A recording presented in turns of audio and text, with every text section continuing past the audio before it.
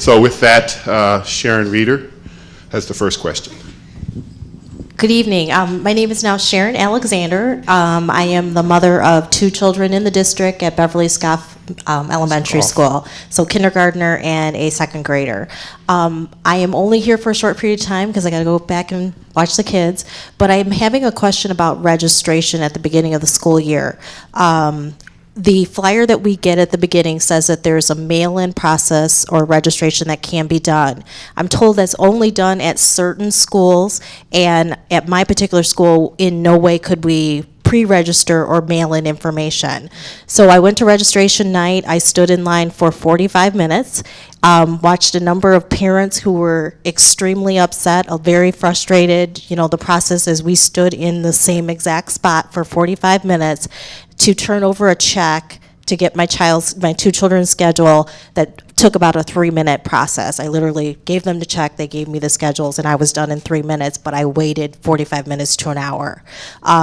As a principal, I understand and I watch parents and I see that process and I want that to be more fluid. There was a gentleman there are 4 lines, and the gentleman in the 3rd line next to me had gone over to Romeoville High School, completed their registration process, come back to Scoff, and stood in line again another 40 minutes. So if there is a way to do that registration for mail-in purposes, it says that it's available, but not all schools are offering it. And if there's a way to bring that process and make it faster for parents, especially working parents, I know that we all have those tough days and we can't stay there all night. I would really love to hear that being appreciated and considered. Thank you for your feedback, Ms. Alexander. Just wanted to let you know that our Back to School Committee is currently working on a mail-in process that will be standard for our elementary schools, similar to what we have at our middle and upper grades. So we will have that in place for this upcoming registration year, and we hope that addresses some of the concerns that you had. Anyone else have any questions? All right, thank you very much. Have a nice evening. I'm not going to stand. I have 3 children, 5th, 3rd, and kindergarten at Woodview. I also work in the district as a substitute nurse. I have been volunteering in my kindergarten nurse class basically for 6 years since my first grader started, but it seems like this year more than any year when I've been in class, the teachers are constantly getting pulled out of the classroom. I've been there probably at least once a week since the first week of September, and it's kind of been a constant, and I even talked to my kids too. The older ones seem to have the same issue. Kindergarten teacher, I got to go to a meeting. So then a guest teacher comes in for 20 minutes, a half hour, and the kids then have a guest teacher. And then the teacher comes back, they have to go back to getting, the teacher, so it has to kind of, learning kind of stops for a few minutes, and then the teacher goes in, and then next thing you know, a half hour later, the teacher has to go back to a staff meeting. And then there's another swooped in guest teacher in for another half hour. And it just seems like that can't possibly be the best way for kids to have like a continuity of learning when there's a guest teacher. Sometimes they don't know the curriculum. Sometimes they're trying to figure out the smart boards now. And I just don't understand why staff meetings and meetings like that can't be held before and after schools. Okay, thank you for sharing your concern. Teachers are pulled out of their building, out of their classroom for professional development, but that's typically a half-day thing or a full-day thing, and we do try to limit that, and we do a planning process so that it's not excessive, but keep in mind that we have had to implement new curriculum, so there is training that's required. And I believe what I'm hearing in your concerns is teachers getting pulled out for things during the school day for shorter periods of time. So some of those things may be like a special education meeting, for example, but I can follow up with your specific concern because it should not be a regular routine all the time thing, but there are a lot of reasons, different reasons besides that professional development that teachers could be getting pulled out. The staff meetings are not held during the day. Staff meetings are held after school. And grade level meetings are held during teachers' conference time. And so I can definitely look into that concern for you.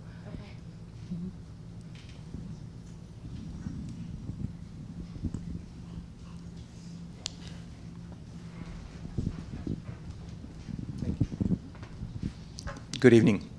My name is Thomas Suliga. I have two kids in the system, both in Romeoville High, freshman and sophomore. During the last meeting, one of the things that came up was Edline. Edline is a great tool. I love it. It gives me easy access to see what's going on. It's a good way of communicating with the teachers. Access to the grades. I know Thursday night the grades are posted. I can look. I get the email reminder. It's a fantastic tool. However, it's not utilized evenly by all the teachers. So there is a lot of information from some and none from the others. So I would love to, and I know you mentioned before that this is something you still, a lot of teachers are learning, and they'll get to that point, but it will be helpful to get more. With that also said, there are teachers that even go beyond that in communicating. Remember in middle school, there was one teacher that before a test, a night before, when it was important test, I got a text message from that teacher. Okay, tomorrow we have this test coming up. Again, that was the only teacher that I ever got a text message from. It's fantastic. It will help me remind my kids about it. Okay, what have we done about this test? Are you ready for it tomorrow? So it's a great tool. So that's one of the first concerns I have. Concerning Edline, you're correct. The efficacy of the teachers varies depending on who the teacher is. We have 1,600 teachers in our district. We do have minimum expectations of our teachers. For example, at the middle and high school, at the moment a child falls below minimum requirements for proficiency, which is a letter grade of a C, it immediately begins a process of communication with parents. And so that's expected. Clearly, every Thursday, grades are expected to be posted at a minimum. But the best way in which we can improve that process is by monitoring it and by ensuring that you share that information with us, because we do want to ensure that we remain in constant communication with parents, and we want to make sure that that's fluid and that our teachers go beyond what the minimum expectation is.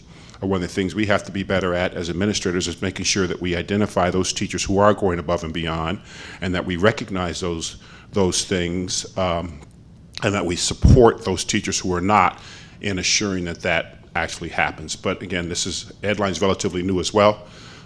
We have some teachers that, are tremendously committed, and then we have some that aren't as committed as the ones who are. And so it's up to us to continue to press that so that there's a consistency in communication with the teachers. So we do recognize that as an issue, but it's a very large organization.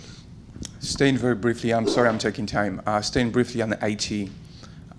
This week there are Parents-Teachers Conference that today was even the last day to sign up for them. I did last week. As I mentioned, I have two kids. Registering for parents-teacher, I had to log into each kids individually, even though they are in the same school. So there were empty slots to pick up, and I had to pay attention. Okay, so I picked some hours, but then comparing my other kid.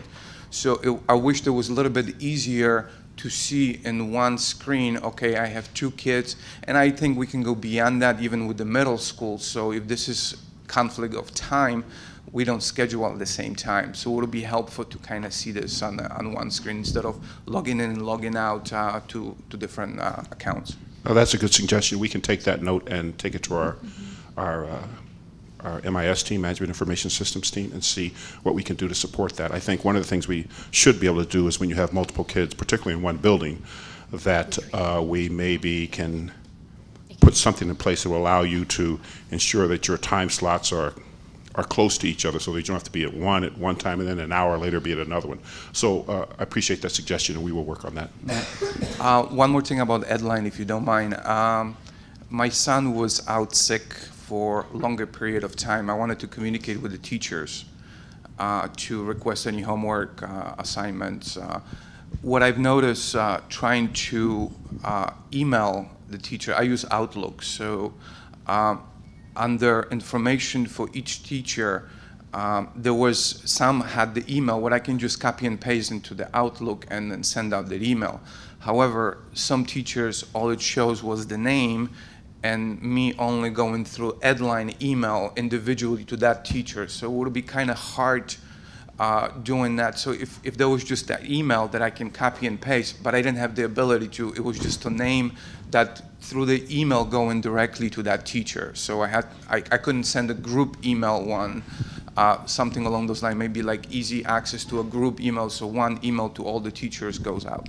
And are That you would be talking helpful. about on the teacher's page? Yes. Okay. It shows just the name without the actual email address. Okay. And then it's linked that goes through the Edline Sure. instead of something else. Okay, that's a great suggestion. I'll follow up on that too.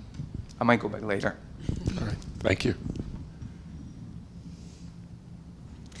All of you, there's some index cards, so if you'd like to jot down any ideas or questions that you have, they've been passed out. Does anyone have a question?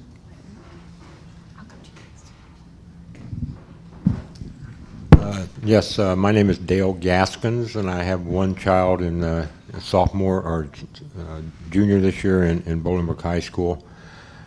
I wasn't at either one of the last two meetings, not the particular open forum meeting, but last week and the week before last. But my wife was at the Bolingbrook High School one, and I guess there was a lot of discussion about the Common Core standards that's being introduced into the school system. I wasn't sure if that was completely instituted this year or not, but I understand that, the federal government wants it to be introduced by this year in all school districts across the United States.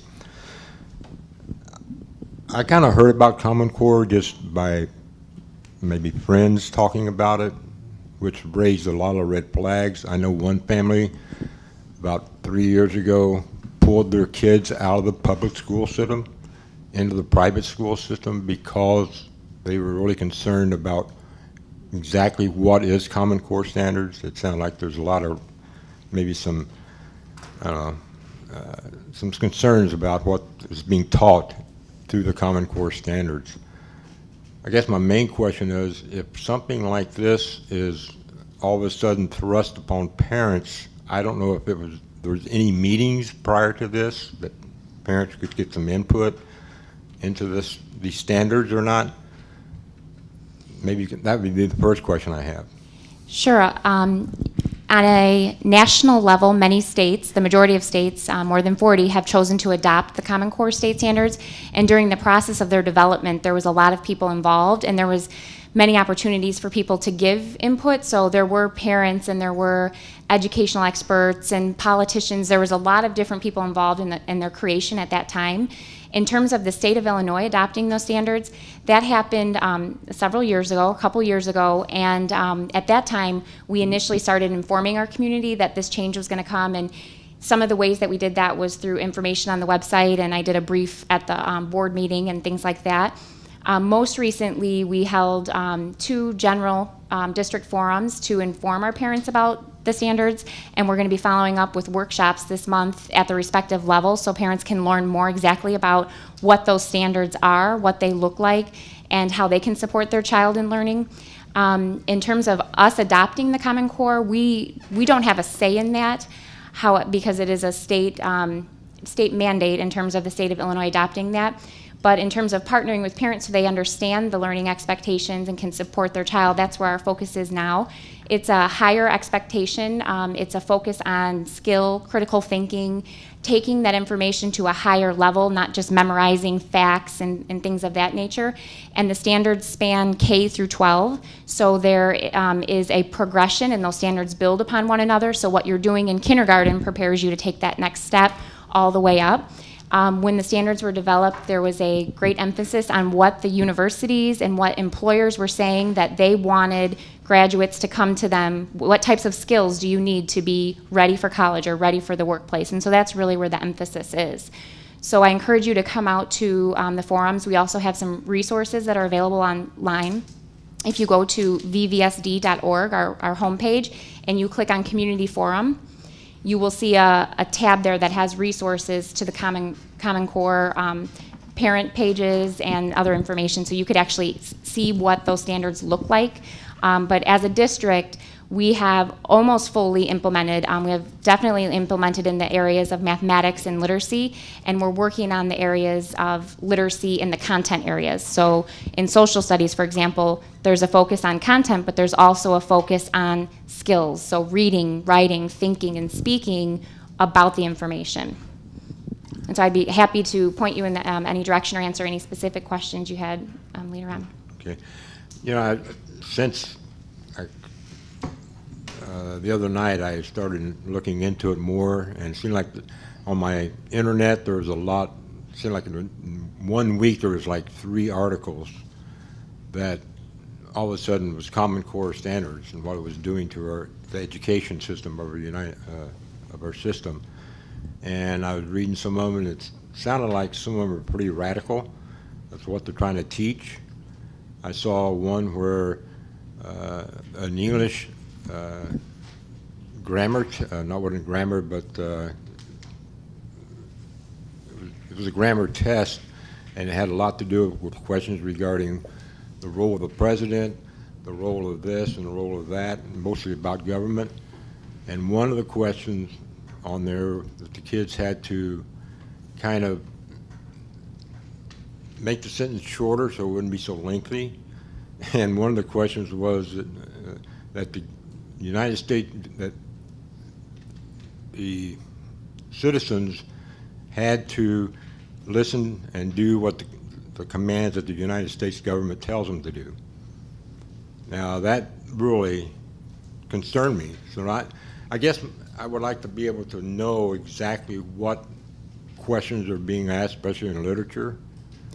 Okay. And, you know, stuff like that. It sounds like it's a If lot you- of indoctrination of our children. Okay, the Common Core standards outline skills. They don't outline specific content that, would identify, a certain political belief or things of that nature. What it outlines is that we want students to be able to access information, make sense of that information, formulate an opinion or an argument, and then defend that or support that with evidence from different resources. So it doesn't require us to use any particular resources. It tells us that we need to make our children good thinkers, be able to use that information, to synthesize that information, and know, is it a credible source? Know, is there a bias of this piece of text because of who wrote it or where is it coming from? So it really is about giving our children skills so that they can apply them in areas like you mentioned, politics, for example. There's nothing outlined in the Common Core that, supports a specific belief or political, religion, otherwise. It's just about having skills to be good readers and good thinkers and communicators. And so there's nothing specific related to, a political party or anything of that nature. But I'd be happy to share with you, a copy for a particular grade level of the standards or a summary, or show you online where those are available. I would appreciate that very Okay. much. All right. Yeah, I guess my question on this grammar, as I was just explaining, who is it the teacher's responsibility to come up with these type of questions, or is it, That's a great question. The Common Core standards outline the standard. That is the expectation for learning. So that's the skills that each child should master by each grade level. And then local districts create curriculum.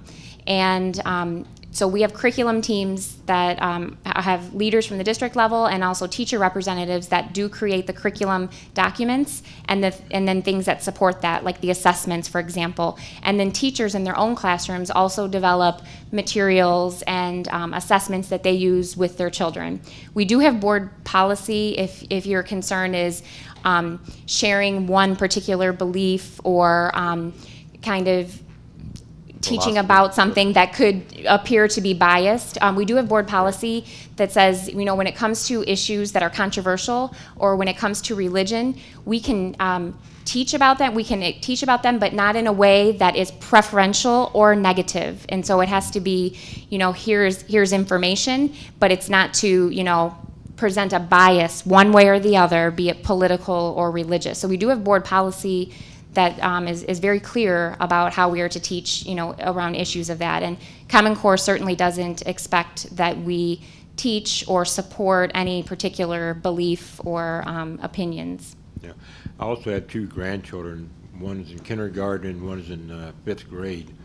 So I guess like the 5th grade curriculum, how would I be able to go online and find out exactly what the Common Core standard is for that grade level?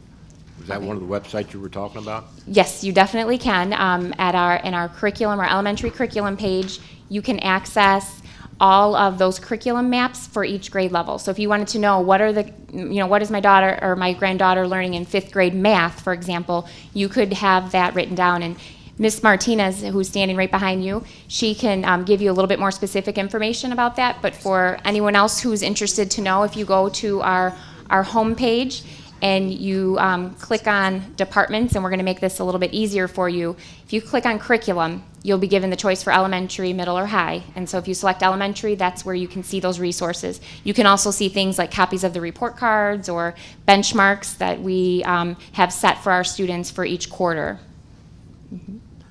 Yeah, I guess, I know you guys, evidently you said it was a state requirement, and I would like to, it just bothers me that a state can come up with these type of programs that's going to be completely different than the way it was always being taught. How does that go about? I mean, I don't understand how the state can all of a sudden require every school district in Illinois to abide by this curriculum. Well, state standards have been in place for quite a long time. Before we adopted the Common Core in 2010 as the state of Illinois, there were learning standards in place in Illinois for the previous 15 years. So there had always, for quite a long time, been learning standards in place. And so that's nothing new for us. What's new for us is that it's a different set of standards, that the expectation is higher, that we look at what children across the nation are learning and what children across the world are learning, and so that we are competitive in that sense and we don't have a lower expectation.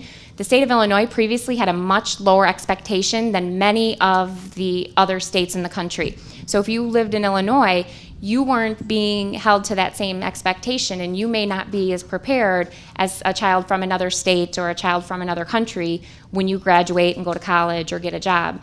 So that's really one of the main reasons that the Common Core standards came about, was ensuring that there was a common expectation in place, and that sets the minimum. And then we determine as a district how to teach that, and the teachers as individuals determine which ways that they can most effectively teach their kids.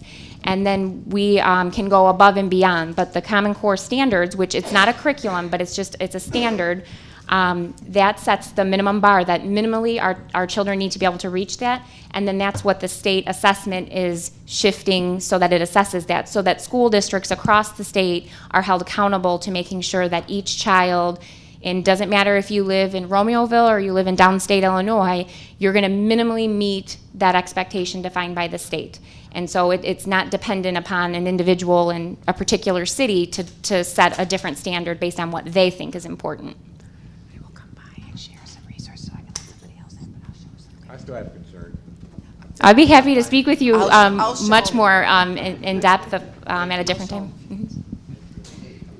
Hi, my name is Glendora Bland, and I have a 9-year-old that's in 4th grade, and she just came to live with me. What my concern is in September when she came to live with me, I noticed that all her math homework that she got, they hadn't gone over it with her or the other kids in class.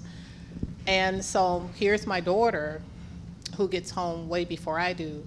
So here's my daughter working with her through the math that they had not gone over.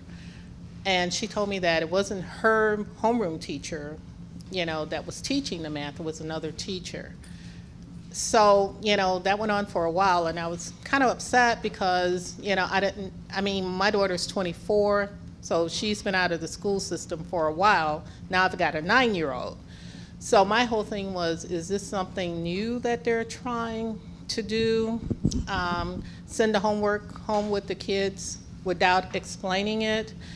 Or, because I did notice that just recently, last week, I asked her, I says, I'm asking her every day, what homework she has, does she understand it? And she's saying yes. And I asked her also, I said, so the teacher is explaining it now? She says, well, no, he's not teaching us math anymore. My teacher, is. So I don't know if that was something new they were trying. Like I said, my daughter's 24, and she's been out of the system for a while. But I was pretty upset that here she is, she had to work with her through these problems, and we have no problem with that. But I was just concerned that they didn't discuss it in class before sending it home.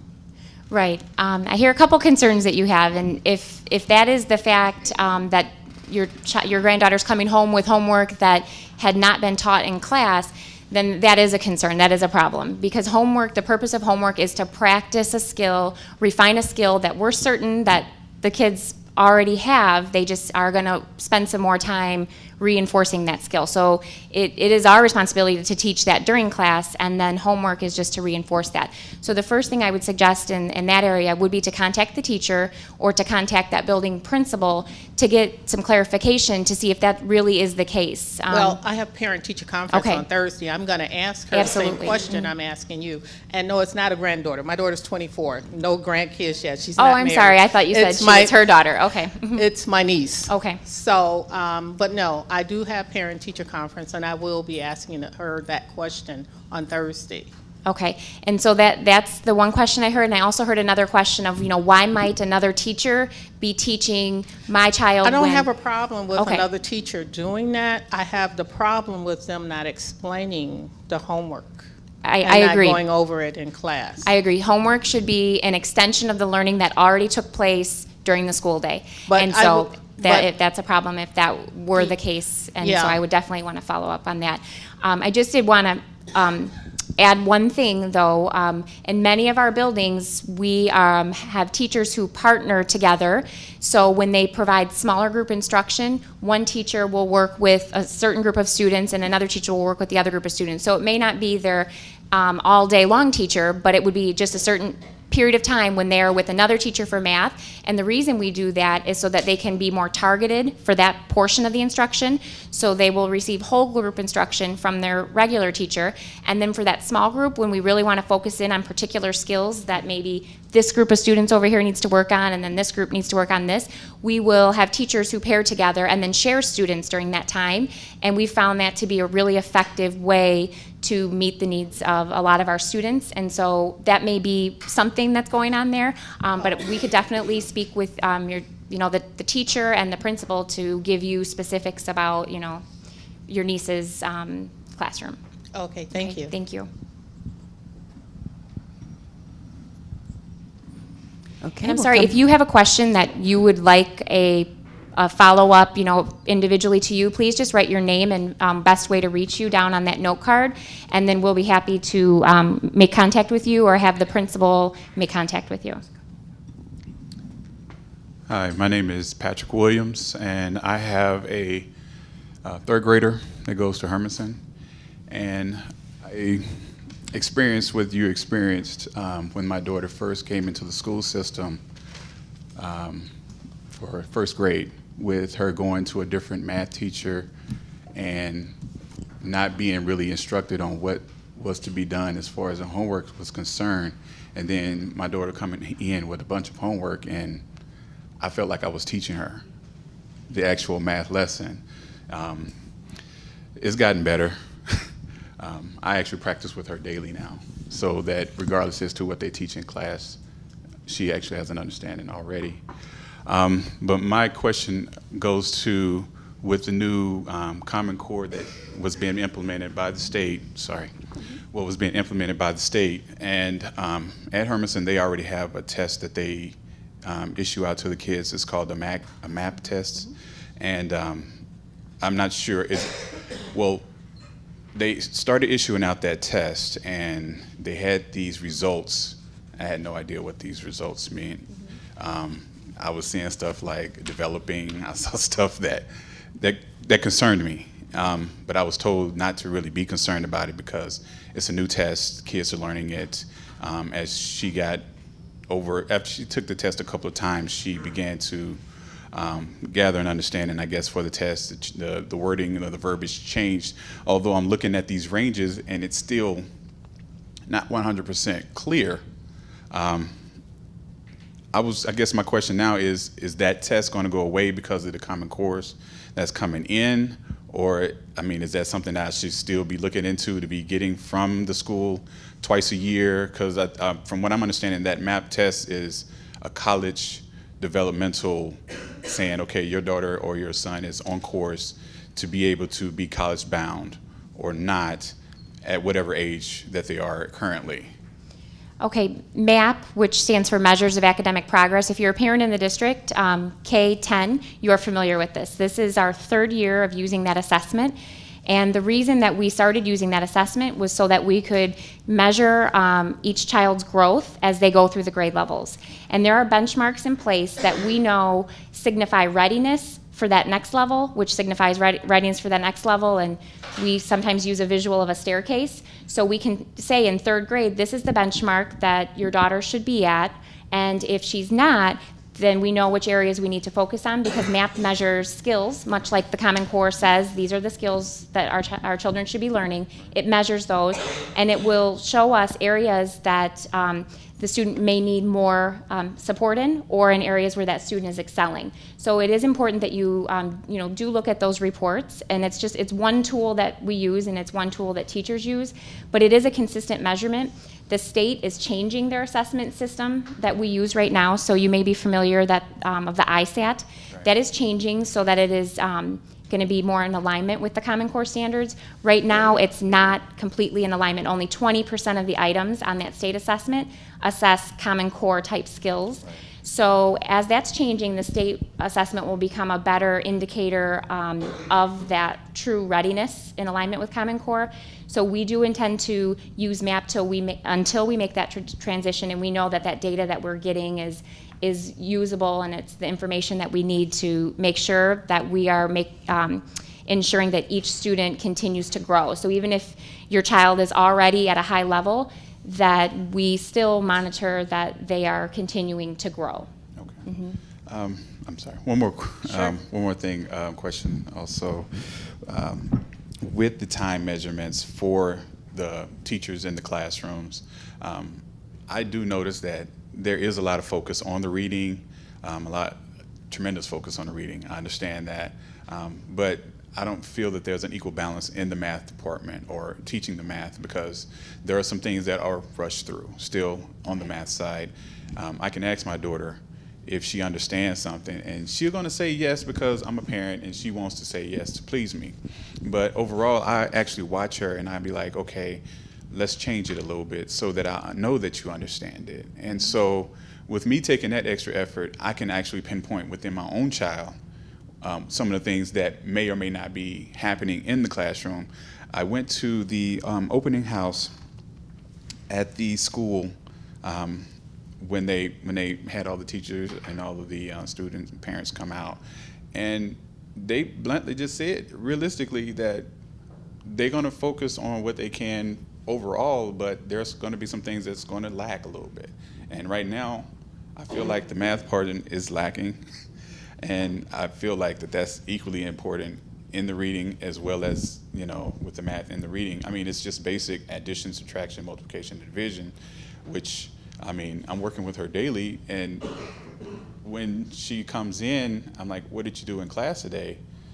Did y'all do anything in math? What did y'all do? Because I already know you're going to do the reading. She gets 30 minutes of reading every night, even at the home. Okay, 20 minutes of reading every day. But, I mean, she's going to get the literature part as far as the reading part, but I still don't feel like that there is a important factor put on the math part of it.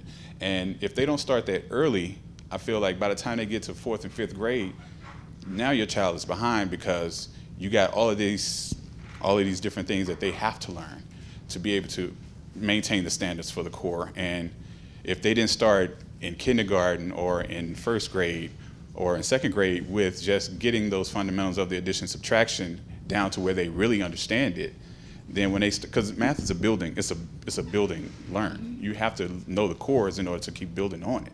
And so I understand that they, like I said, they focus on the reading part. That's wonderful. I really feel like they should push a little bit more for the math assessments as well, so that they can ensure that those kids don't develop that fear or develop that insecurity when it comes to the math.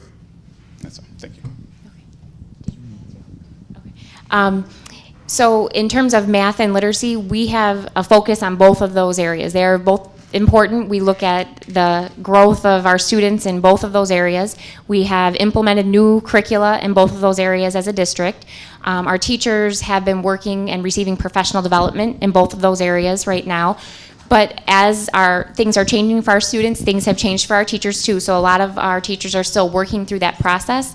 And so you should be seeing that there is an importance placed on, math growth and math learning as well as literacy. And so if that's not occurring, I would definitely like to speak with you individually or, speak with, the principal or teacher individually, because you should be able to have a clear understanding of what exactly is she focusing on in math, what should she be able to do, why aren't I seeing a, great emphasis on this when she comes home and that type of thing. But we have an eye on both of those areas, I assure you. I'm sorry, I have the mic for the next question, sorry. I have a middle and high schooler in the school district, and my goal, my role, my responsibility is to ensure that they have access and exposure to everything that prepares them to be college ready. That being said, I have friends in neighboring school districts 6 miles away, 10 miles away, 15 miles away, and all are not created equal when you're looking at curriculum. Now, that being said, for me as a parent, what accounts for that difference in curriculum when you are looking at different school districts? Also, is Common Core standards addressing how the curriculum would be different in Plainfield, how the curriculum would be different in Naperville, how the curriculum is different in Bolingbrook? Do you want to answer that or take it? Okay. Common Core, you should see more consistency in the districts than ever before. So and that's what I'm saying, is yeah. Common Core going to do that? Because in the past, like I said, I've been a parent for a while, and like I said, my children were not learning what my friends in Naperville were learning. It's as if they were a year or two ahead of what my kids were doing. And of course, being the competitive parent that I am, I want to make sure that they're doing everything everybody else in the neighboring school districts are doing, so they are college ready. Absent Common Core, we recognized that early in this administration, so that's why we eliminated many of those subpar courses that were prevalent in our school system. But Common Core has forced school districts to align their curriculum with the standard. And so absent Common Core, we recognize that problem, and we were addressing that as a district. But as a result of Common Core, you will see much more consistency in curriculums and expectations across not just our state, but across the nation. She's had her hand up for quite some time. Could we go here?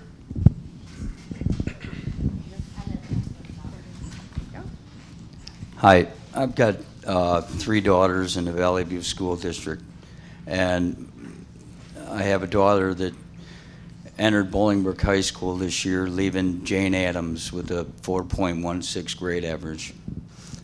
She comes home from school, takes out her books and studies till 9 o'clock at night.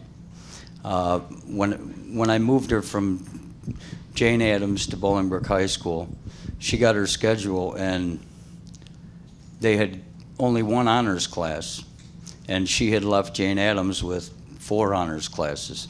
And so I struggled for almost 10 days trying to get her schedule corrected to where she could be in all honors classes across the board. That's the kind of student she is. She demands excellence, straight A student. About a week ago, this actually, my concern is with security and cooperation. About a week and a half ago, my daughter was leaving class and walking down the hall, and there was 2 girls fighting, and the girl had blood on her chin, and the other girl was pulling her hair. And my daughter, her and another girl that were there, instead of yelling and egging it on, they tried to stop the girl from pulling her hair, and had seen she was in distress and had blood. So the security came and grabbed not only my daughter and the 2 girls that were fighting and the other girl, and pulled them aside. They were issued police citations for $50 and a court appearance to happen. After this took place, they interviewed the 2 girls that were in the fight. No one ever spoke to my daughter once. The only time my daughter was ever spoken to in the incident was she was told to call her mother to tell her to come and pick her up from school. Not only did none of the faculty members call me or my wife to discuss what had happened, I had to make numerous calls to the school to figure out somebody to talk to. My end result was I got an email 3 days later from Mr. White, and he said he would call me in the morning. Well, at 9 o'clock that night, I sent him an email back, and I told him I was still waiting for his response. When he finally called me back, he said, "We realized that your daughter and this other girl were coming to the aid of that student and were offering her support and weren't involved in that fight. They were trying to help, and we understand that. That's why there's been no action taken against your daughter." I said, "Well, I guess what my problem is, the protocol for security at Bolingbrook High School, being that the security involves these citations, they're issued these citations immediately, and then things are investigated after the fact. We weren't even called. One of the other parents, and I've investigated with all the other parents of what transpired.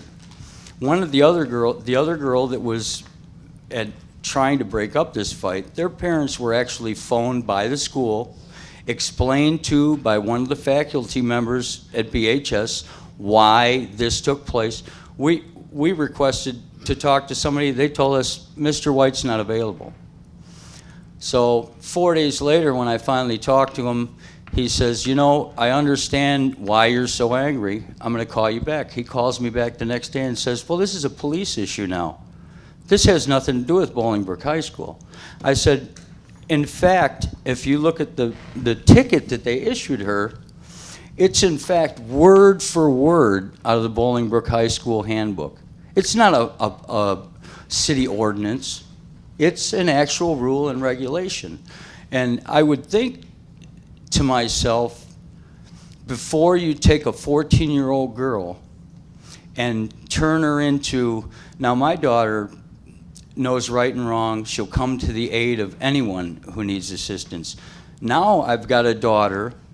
Her outlook on life is, if she's at Bolingbrook High School and she's in the bathroom and she sees somebody stab somebody, or if she sees somebody selling drugs, you know what she's going to do? She's going to turn her head and she's going to walk away. And that's the kind of kid that environment is creating. And I've brought my kid up to come to the aid of somebody. If you see somebody in distress, you help them. You don't turn. That's what's wrong. That's why there's so many kids getting bullied today, because everybody turns their head and walks away. That's why crime is so high, because everybody closes their curtains and looks the other way. Nobody's willing to help anybody out. My daughter helped somebody out, and she's penalized. And I told Mr. White, you look at my daughter's grades. They're impeccable. Every class is honors. And for her to be penalized, it is a disgrace. And the approach that I got from the faculty, Mr. White, and the woman who's the assistant dean or whatever she is over there, their attitudes, I thought I was talking to some high school kids on the phone. I couldn't even believe it. Sir, And so, sir, I sense your frustration. I know that paperwork that's on the table. This is a very personal issue, and hear me out. And I recognize your concerns. The only way in which I can help you is for me to investigate this myself. I've heard everything you've said. In fairness to Bolingbrook High School, I would need to have a conversation with them about what I've heard here tonight and rectify any area in which their process isn't congruent with the expectation. If what you say is absolutely accurate, and again, in fairness to the school, I need to hear what they have to say about this particular incident.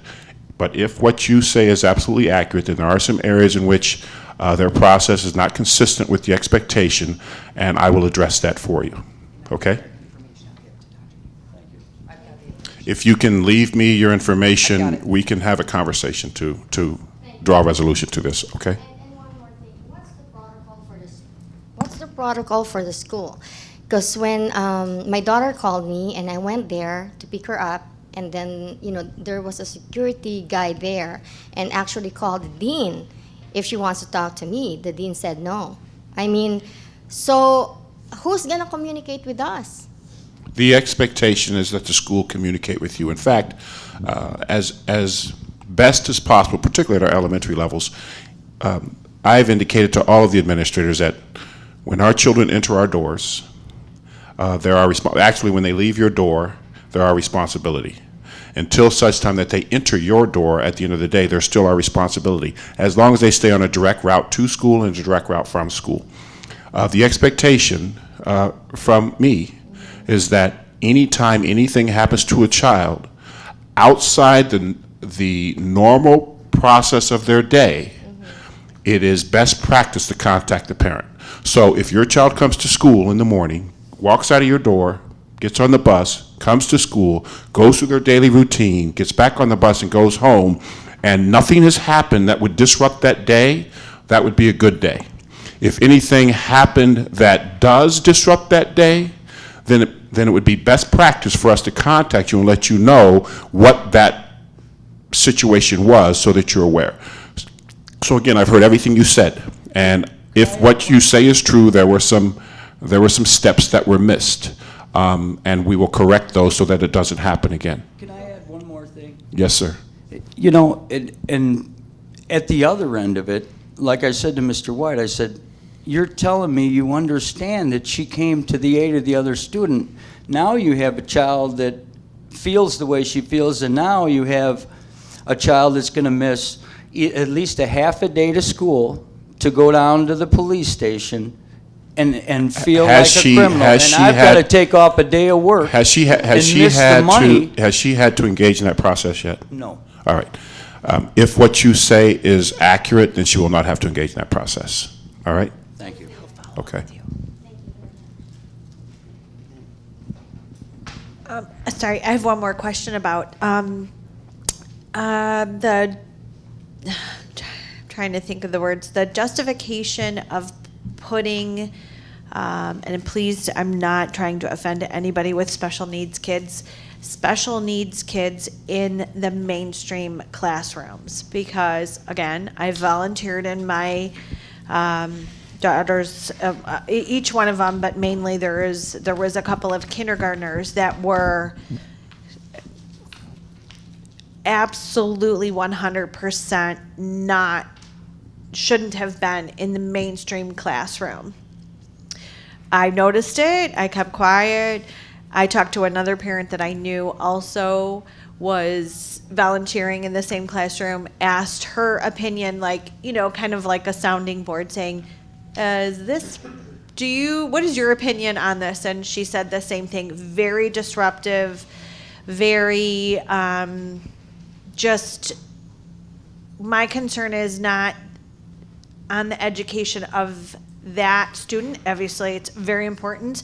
It was more that my child and the other children, there were not special needs, were losing the education because the teacher had to take maybe 50% of their time and their effort getting that student back to where they needed to be. There was even an incident while I was there on that day that the student needed to be restrained. It took probably 6 weeks for that student to finally go into the special needs. Can you write on the back of this card the name of the school Sure. without saying it publicly, please? Oh, here, it's right here. Thank you. I'm aware of the situation. And it has been addressed. I am saying it has, but there is also Right. in other grades where there's this co-teaching, which Yeah. I had to. Well, let me explain that as well, all right? Okay. We are required to put our children in the least restrictive environment. And the reason for that is you may have an opinion about a child's needs, and I may have an opinion about a child's needs. Our opinions concerning where we place our children has got many school districts in trouble as it relates to the placement of kids, because we were placing kids on opinions and not placing kids on fact. And so children are going to need to be able to, what's the word I'm looking for? They have to be able to communicate. They have to be able to go through life in our regular world. And so to the extent that we can ensure that we mainstream our children, because the literature indicates that 97% of kids can meet minimum requirements for proficiency, whether or not they have an IEP or not. 3% have such cognitive disabilities that they can't be in a mainstream classroom. This district several years ago was sued for over-identifying particular subsets of kids in special education based on our opinion. And so, but when we go through our least restrictive environment, if kids are not being successful, then obviously we restrict their environment and more and more and more until such time that they're removed from the mainstream. But for us to not go through that process is actually against the law. And so they have IEPs. Either the IEP is consistent with ensuring their academic and their social behavior is consistent with what we expect, or there will be information that we can collect in the case of this child that says that they're not. And at such time, then we begin the process of having a domains meeting, having another IEP meeting, and restricting their environment more and more and more until such time we're able to level ourselves at a place where that child is successful and their behavior is not negatively impacting the outcomes of other students. And that process should take how long? Well, because it was like 6 weeks. I get the process should not have to wind up on my desk. And in this instance, it did, Okay. and it was resolved. So again, we are a very, very large district.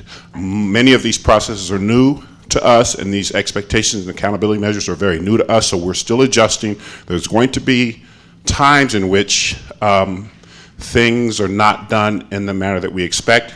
If what you said is true, that would be an example.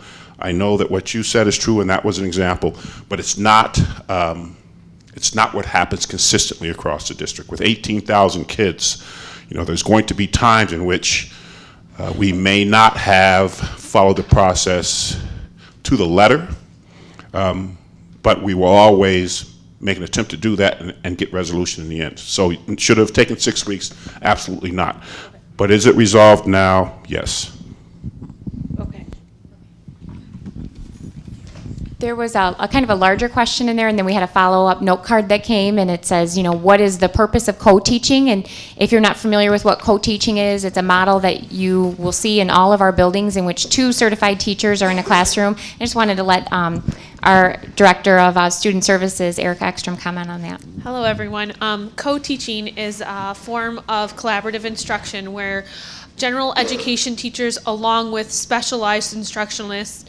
It could be our special education teachers, it could be our reading specialists, our bilingual teachers collaborate together to provide instruction within the same classroom.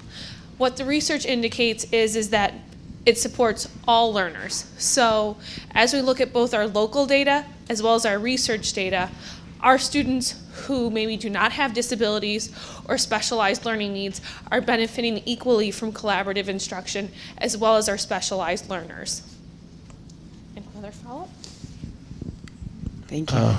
Was there a question? Good evening, everyone. I have a daughter that's a ninth grader at RHS. My questions is twofold. I noticed that the Bolingbrook High School has a PTA. I have not noticed if RHS has one as well. Is that a fact? And if so, why not? Well, this is Bolingbrook's first year with a PTO, and I believe that was a parent-led initiative, and obviously there's school support in that, and to my knowledge, there's not one at RHS at this time. PTAs and PTOs generally tend to be not as common once you get to the high school level, but BHS really found that it to be important to begin one, and they had a parent group that wanted to do that, and so they went forward with that initiative, and at this time, I'm not aware of one at RHS. Okay. Are the parents allowed to participate in you said PTO or PTA at BHS? Maybe you could start one at RHS. Maybe you could be the president. I can do that.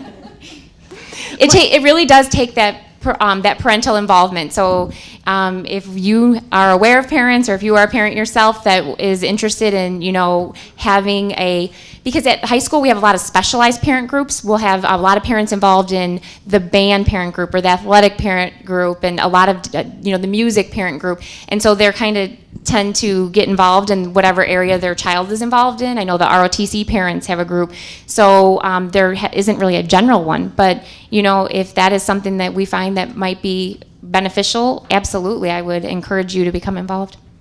Oh, thank you. We can ensure that there's a communication put out to the parents to determine an expressed interest. Mm-hmm. Okay. And if obviously there is an expressed interest at Romeoville High School, then I am quite sure the administration would partner with you in the formation of a PTO or PTA. Absolutely. Okay. My other question is, I have noticed during the course of this school year that BHS and RHS seems to be run differently from the principal level on down. My question is why? I know that things are not run equally. I know things are not handled equally. I have friends who have students at BHS. I'm at RHS, and it concerns me as a parent that things are not executed, if you will, the same on the educational level, if you will. Not so much extracurricular activities, but my concern is more of the support when it comes to students who needs that extra help. I did send an email to you and Mr. Kinder. The reasons he gave me, I'm looking for something more. I just don't understand why there's a vast difference in the two schools when it comes to supporting students when they need that extra help. And it is very different. We've had a pretty lengthy conversation concerning this. Again, I guess I would need to reconnect with you and find out specifically the differences that you're referencing in terms of the supports that are in place at Bolingbrook High School that are not in place at Romeoville High School. Well, I can give you an example. Okay. When he mentioned the Learning Center that is at BHS, and it's opened, and I guess it closes at, 4 o'clock or something, where the students are able to walk in and get whatever help they need. Well, at RHS, they do have a center, but it's primarily focused, Mr. Kinder said it's primarily focused on retakes. It's not set up where students can go in and actually just walk in and get any help that they need. At RHS, they have to sign up, if you will, a day before to see if an NHS student is available to tutor them. and that's not set up that way. Well, I began the Resource Center at Bolingbrook High School. That center was specifically designed to support students who required remediation as a result of not meeting minimum requirements for proficiency on summative assessments. And it's also designed for students who need supports because they are behind the curriculum pacing. And to my knowledge, both of those centers are set up the same way. Now, the process that they may use for delivering those supports may differ, I'm not sure. But again, it would require a closer examination to determine what one is doing versus the other, and then benchmarking them against each other to determine which one is more effective and which one's not. So right now, I don't have enough information in front of me to determine whether or not one process is working better than another process.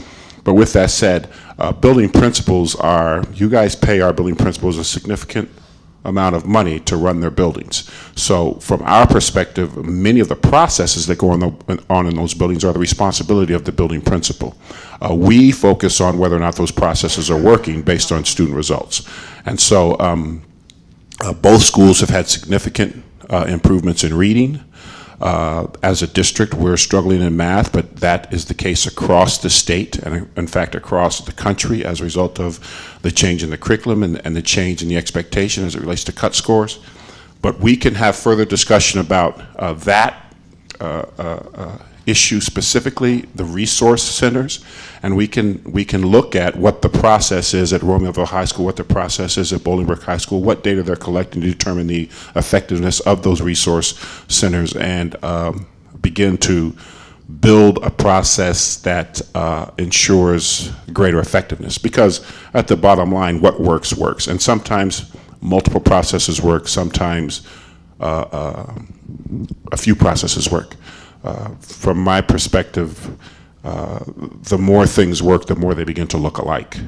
And so if, in fact, Bolingbrook's Resource Center is being run differently than Romeoville's, which I don't doubt that it is, it may very well be, then we need to assess whether or not that difference is having a significant impact on achievement. If it is, then Romeoville High School would gladly change in order to meet the needs of their kids if, in fact, we find something that's working better.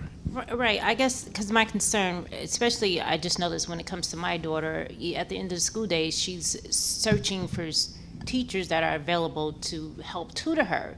And sometimes they're not available. So just as a parent, I would like something implemented where someone will be available. You know, if they're dealing with retakes, they don't have time to tutor.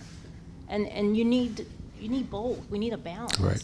And unfortunately, we are bound by our contract as it applies to the amount of time teachers have to spend.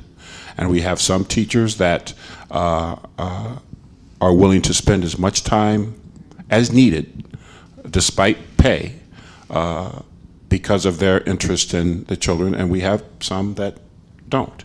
And so from our perspective, again, as we go through a much more arduous evaluation process, we need to start identifying those teachers and recognizing those teachers so that we don't have a system like we've always had where, despite your effort, for the most part, all teachers are judged the same. And so we need to start recognizing our excellent teachers versus our mediocre teachers versus our poor teachers, because as a nation we haven't done a very good job at that.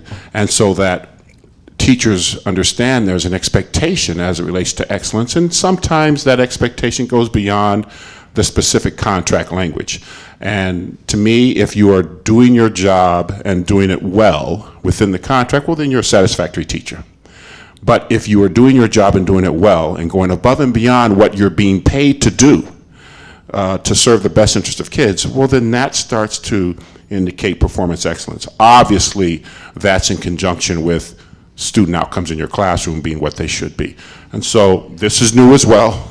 This whole new performance evaluation system is not even implemented yet. We're in training as we speak.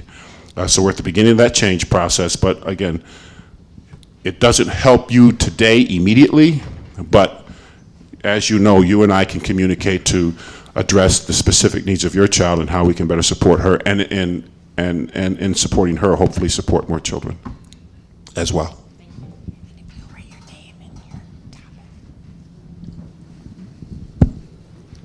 Hello, I have a child in 3rd grade at R.C. Hill, and I was wondering, they have after-school clubs, and do they have any after-school clubs dealing with math, since that's one of the biggest problems right now that we're all facing, is them having a hard problem in math. And also, with the summer school program, is that going to be happening this year? Yes. With that happening, is there any way to have a summer school program that's designed for kids just in math, just in reading? They don't need art, they don't need this, they don't need a babysitter. I need someone to help her along with her math and her reading. That's what I want. I think the summer program will be great. It just needs to be tweaked a little bit. With that being said, I'm hoping that will happen. I would love to enroll her. I enrolled her in 1 year, did not get what I was promised, did not enroll her in the next year. In fact, got her a tutor instead. So I'm hoping this year that will change.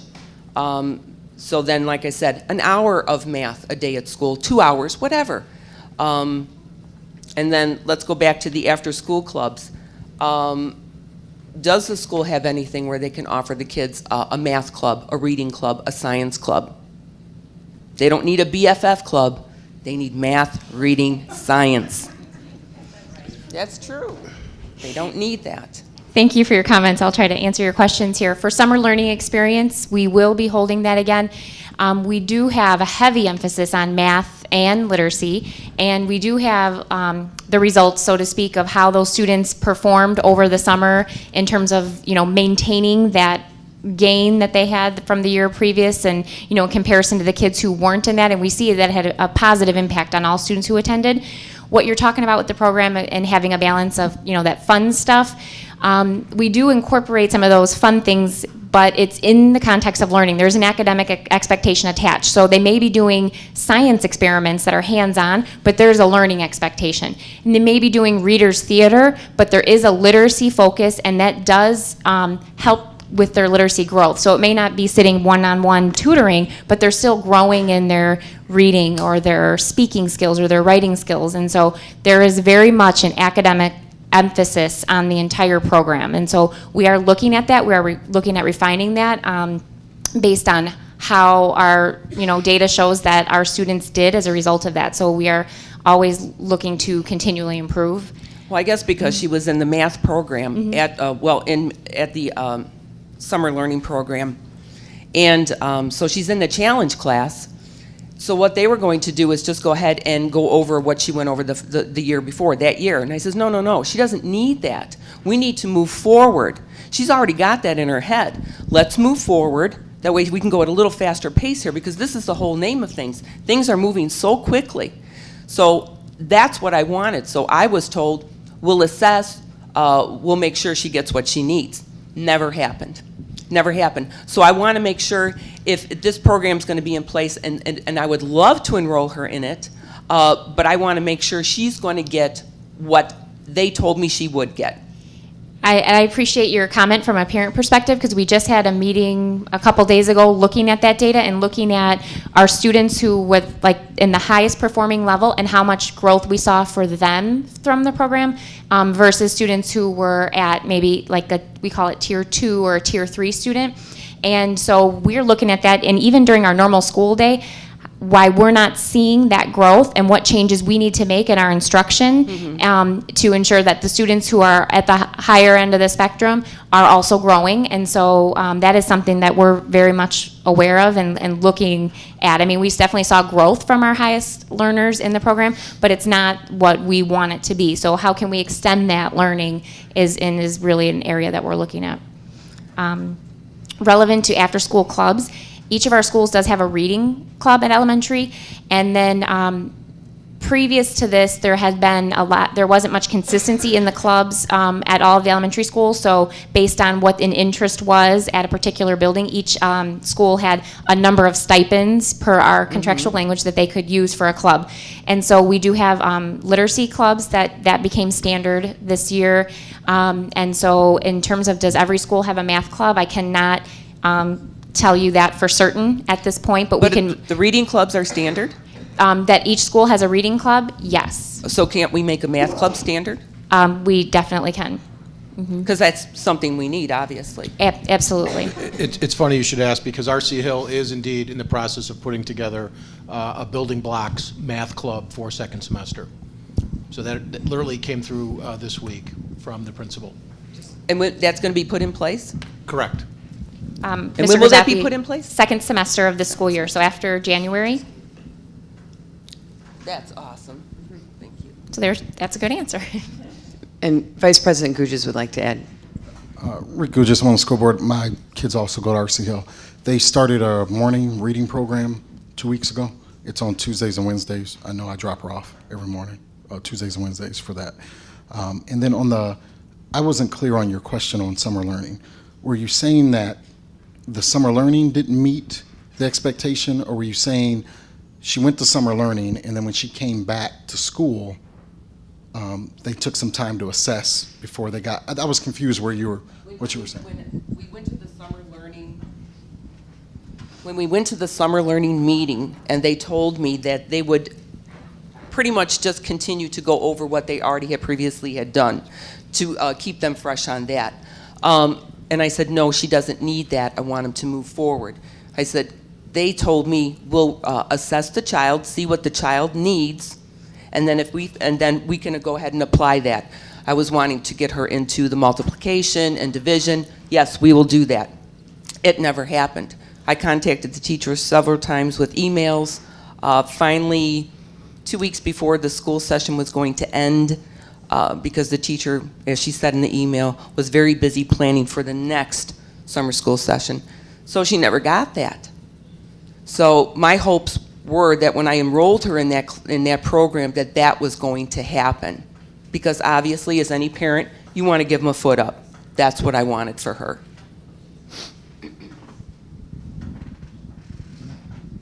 I would agree with you. I think the summer learning program is designed to address some of those very issues you bring up. There's a thing called summer learning loss that happens. My kids were in summer learning at RC Hill and at Hermanson this past year. And kind of over the summer on the MAP scores, typically kids lose points on that. My daughter was in reading and gained points over the summer. Last year's data said our kids that were in summer learning helped stop some of the summer learning loss that happened. But I mean, it's something that we're going to keep working on to tweak. So thank you.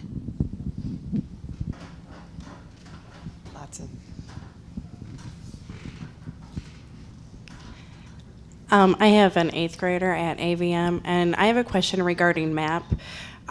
We get the letters, we get their scores, we get the comparison, we get general information on their skill levels. Is there a way to get detailed information on their specific skill performance to know what he is lacking, and so that we can help him grow? Because I personally have, and my husband and I both have issues where we haven't seen any growth at all since 6th grade in his reading. So we would like to know, is there something specifically that we can do with him? Because obviously we're not getting what we need. Okay, I know you've had several conversations about that MAP data, and we definitely be willing to sit down and look at more deeply with that with you. Rachel Schlechter sitting right there, she'd be a good resource on the reading side. She's our director of 612 literacy to help dig into that information a little bit more deeply with you. We'd be happy to do that. Okay, another question. With the park coming, which is our new assessment, mandated by the state, correct? Correct. It will be in place next year. Mm-hmm. And so will we have MAP too? We are waiting for information to completely know what that park assessment is going to entail in terms of the information it provides us and the amount of time that it's going to take to administer. But as we make this transition over, we have not completely decided because we don't have all of the information that we need yet to make that decision. But it would be nice to have that bridge over because we don't know what that's going to provide us. So we would have a year lag where there'd be no consistent measurement from year to year. And so to establish a new baseline once we go to Park. However, we are very concerned about the amount of time that would be attributed to testing. And so those are the kind of scenarios we're working out right now. And we're waiting as the state gives us pieces of information so that we have the full picture of what that's going to look like. But the goal would be to have one assessment that gives us the information we need and not have, these multiple things going on. So if Park is what it says it's going to be, we would eliminate MAP. Okay, because if not, then we would have, the kids would be taking MAP fall, winter, spring, and then is the Park also in the fall and the spring? No, that's the problem. Right now, the state is telling us that the Park needs to be administered at 75% of instruction, which puts us, into the beginning of the spring, and then at 90% of instruction. So that's about later in May, which for us, that doesn't set us up to have a growth measurement. It doesn't give us that beginning to the end measure.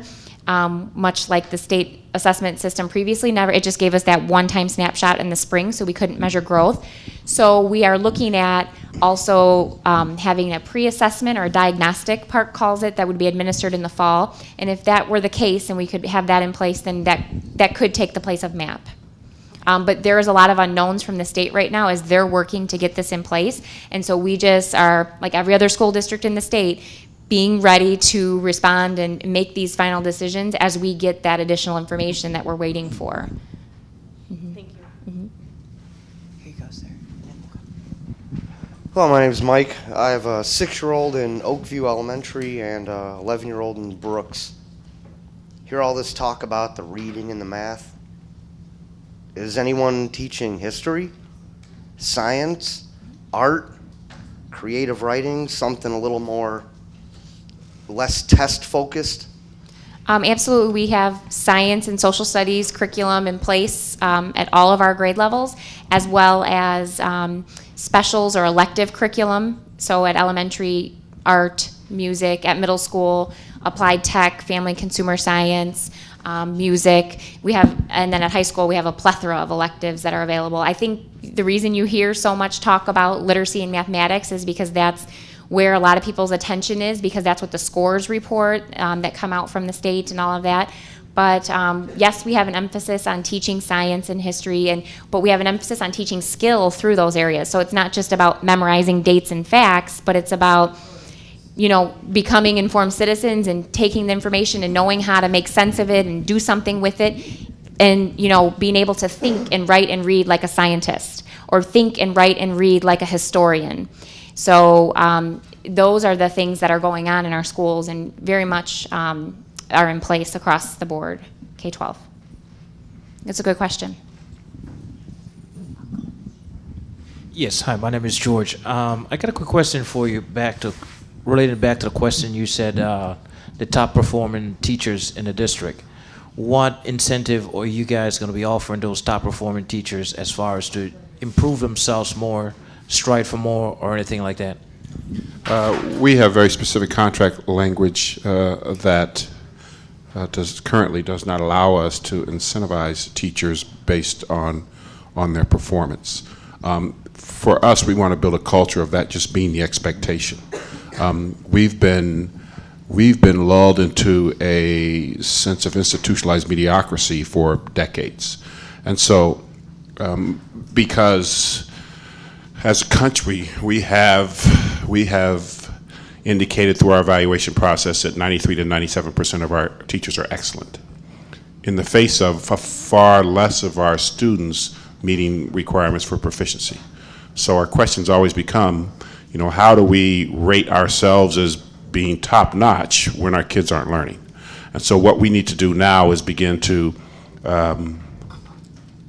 ensure there's congruency between student outcomes and teacher efficacy.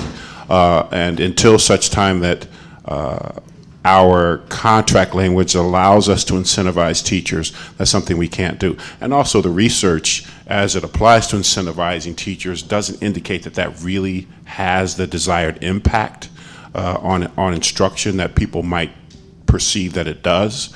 You would think that, well, if my kids learn and then I get more money, because there's a lot goes into that. It begins to develop a culture of competition, when in fact we're all in this together. So we want our teachers to be able to share best practices. We want our teachers to be able to collaborate with each other. We want our teachers to be able to share kids depending on areas of expertise. And once you begin this process of incentivizing teachers, then they begin to go back into their silos. They begin to not communicate with each other, and that has a significant negative impact on the outcomes of all kids. So for us, we just think really a condition of maintaining employment is that you do your job, and that if you do your job, kids are going to learn. And if you don't do your job, then the state has now put a process in place that allows us to no longer have any excuses for retaining teachers that aren't ensuring kids learn. And so to us, you do your job, you do it well, kids learn, you can maintain employment. You don't, then there are now systems in place that allow us to ensure we have someone who stands in front of our kids that is invested in their learning. It is important to note that that is a subject that was explored at the bargaining table in our last go-around in negotiations. I think at this point, most unions are ready to sit down and renegotiate, because if you have a top-performing teacher versus a teacher that's not performing, and there's an incentive, the rest of the staff will say, hey, there's even a trip to Hawaii for a couple. I think there's somewhere in there you're going to find someone striking. We would agree with that. I think our Board of Education would certainly be open as well to exploring that. Again, it was a subject at the last bargaining session, and when we were able to come to agreement, unfortunately, at least from my perspective, it was not part of a final contract.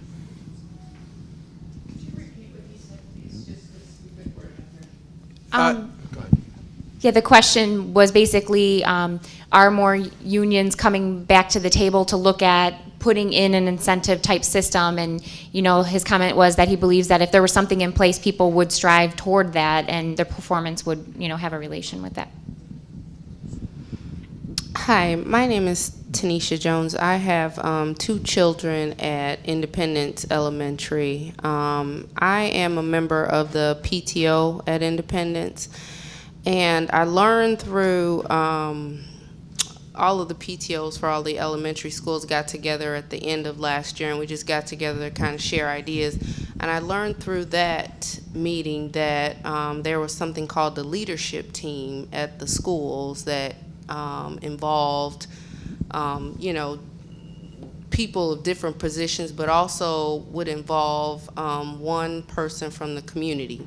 So I spoke with Kim, the principal at the school, about me being one of the community members on this leadership team.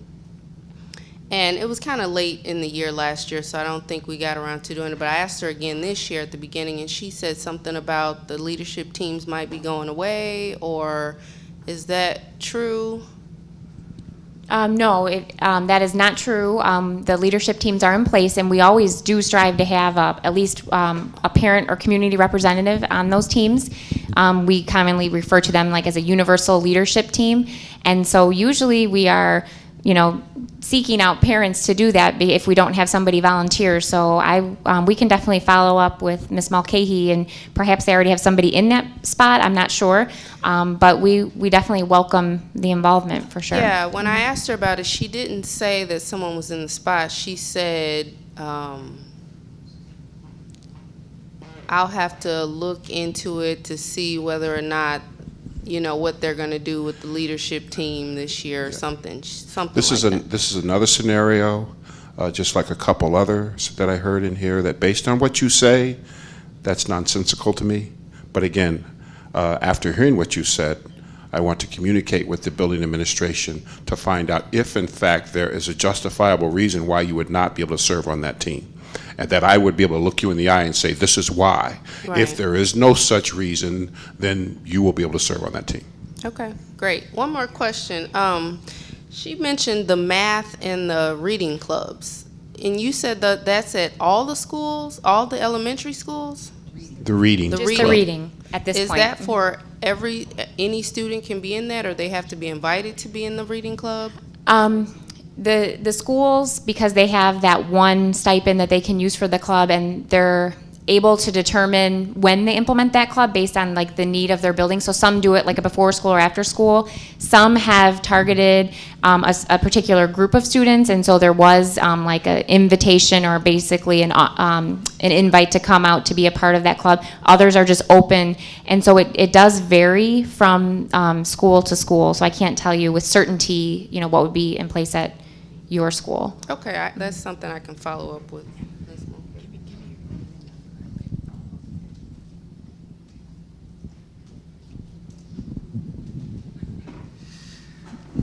Hi, I have a son in middle school at Brooks.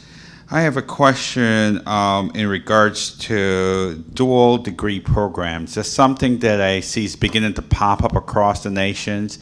There's a lot of things happening in that area in the field of science, technology, engineering, and math, STEM as they call it for short.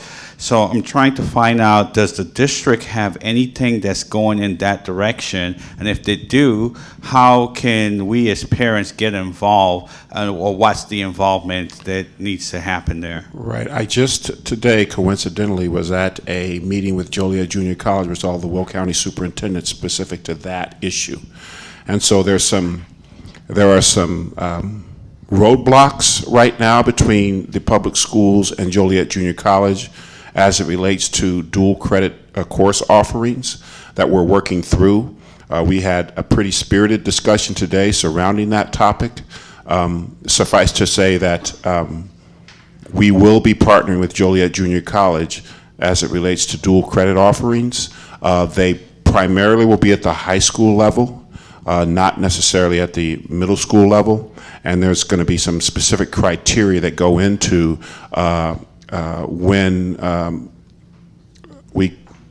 when courses will be offered as dual credit and when they will not. There has been some new criteria as it relates to the types of certification teachers have at the college level versus the high school level, and whether or not those teachers at the high school have those certifications. Currently, that has changed. So we have teachers teaching courses that we may have been able to offer dual credit, but as a result of their certification, we can't offer dual credit, so we're trying to work through those through some type of integrated assessment system between the college and the school. There's the issue of some courses costing and others don't, although Joliet Junior College has made a commitment to not have a tuition-based dual credit program.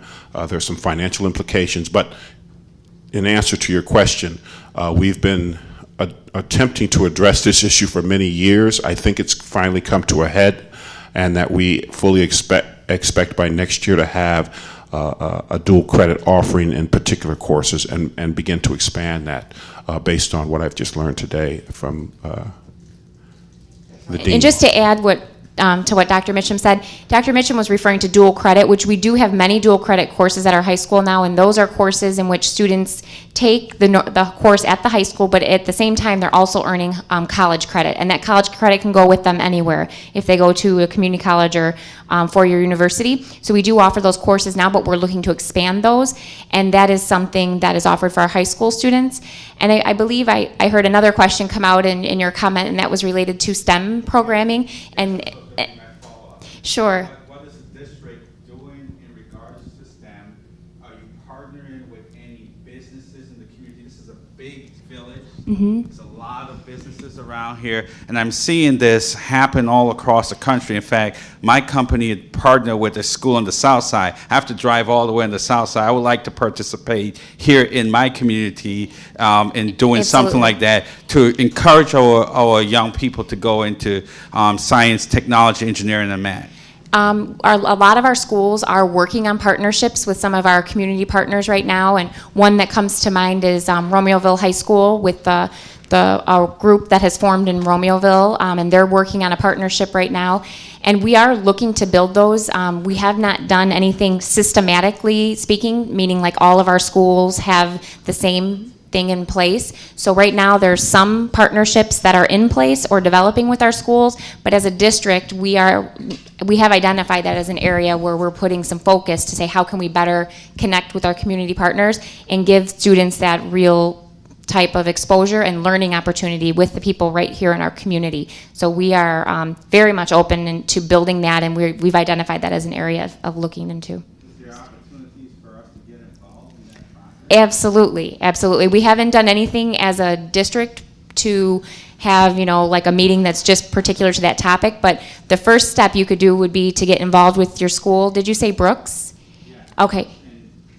Brooks and BHS. So I know that Brooks does have a few community partnerships right now, but the first thing that we could do would be to talk to Dr. Wood about that. And then as a district, if you want to leave your name, when we look to see, school-wide, district-wide, what is in place and how we can build this more as a system, we definitely welcome input from all of our community members. But we have a lot of unique partnerships going on right now. Hi, I'm Christy Vay, Director of 612 Math and Science, and I don't know if you've heard about the Next Generation Science Standards, but those are under review right now with the state of Illinois, and those science standards are going to be specific about STEM, which, as you mentioned, science, technology, engineering, mathematics, and so that's going to give us a better perception on how we're going to implement that across the district at a K-12 level when those are finally signed into to law, as they say, in the state of Illinois. So feel free, you can reach out to me, we can talk. We have a couple teachers piloting. Also, we have teacher at Humphrey and at Brooks that are working with the Museum of Science and Industry. And we also have some teachers working with Argonne with different pilots that we've been approached. And so as we learn more data and have information from them, we'll see what wide scale we can go. Christy Vay. I'd like to just take one. We are getting questions that are written down. I don't want to ignore these. One, very simply, is there a gang problem at RHS? I've heard rumors that students are afraid to go to school because they are afraid of a gang fight in the halls and in their classrooms. I can just say that's not true. And that if there's a specific concern surrounding that, I would suggest you talk to Mr. Kinder about that, but there has been no indication to this administration or to the school administration that there's a gang problem. There's really been nothing that's happened in the school that would substantiate this claim. So I would say this rumor is false. We have gone 35 minutes beyond what we said. We will entertain as many questions as you would like, but if you do not feel, we will not be offended if your question has been answered and you have places to go or things to do, but we will stay as long as we need to in order to answer any other further questions. Yes, ma'am. Hi, my name is Judy, and I know the kids are doing a bit of work on the computers now and probably will when Common Core gets fully implemented. In doing some research, I came upon on the Department of Education's website, there is a forum here, and it's entitled Enhancing Teaching and Learning Through Educational Data Mining and Learning Analytics. And it says it's a brief, but it's about 77 pages long. So you read that, and I know a lot of good things can come from data, the data mining, and a lot of not so good things. And I also did some investigating and found out that the FERPA laws have been relaxed to have third-party vendors be able to get information.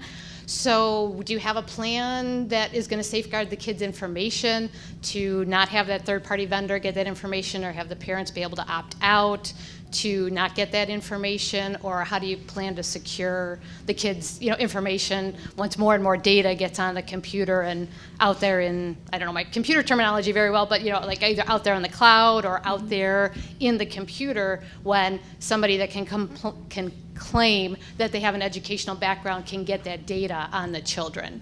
All of our data is housed locally, and all of our analytics are done in-house. So we don't contract with any third-party vendors, and we don't make our information accessible to any third-party vendors. And then in terms of technology, we have a very comprehensive security and technology system that does safeguard all of the information, be it student addresses or phone numbers or test scores or whatever that is. And we have a tech team that works to safeguard that information for us. And so we have no plans to, contract with a third-party vendor or anything like that. Thank you.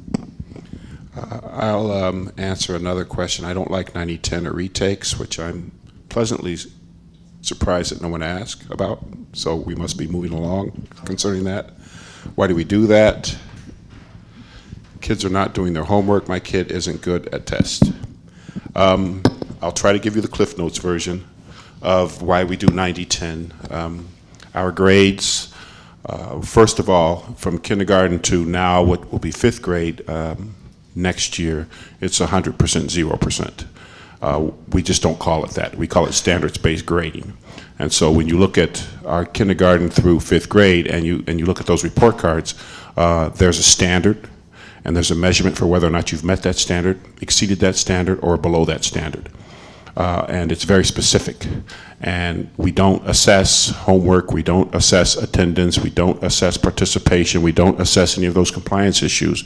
We assess to the degree kids know the content, and we put that on the report card. And it's very specific for you to see so that you know specifically what areas you need to support your child in which they have deficiencies.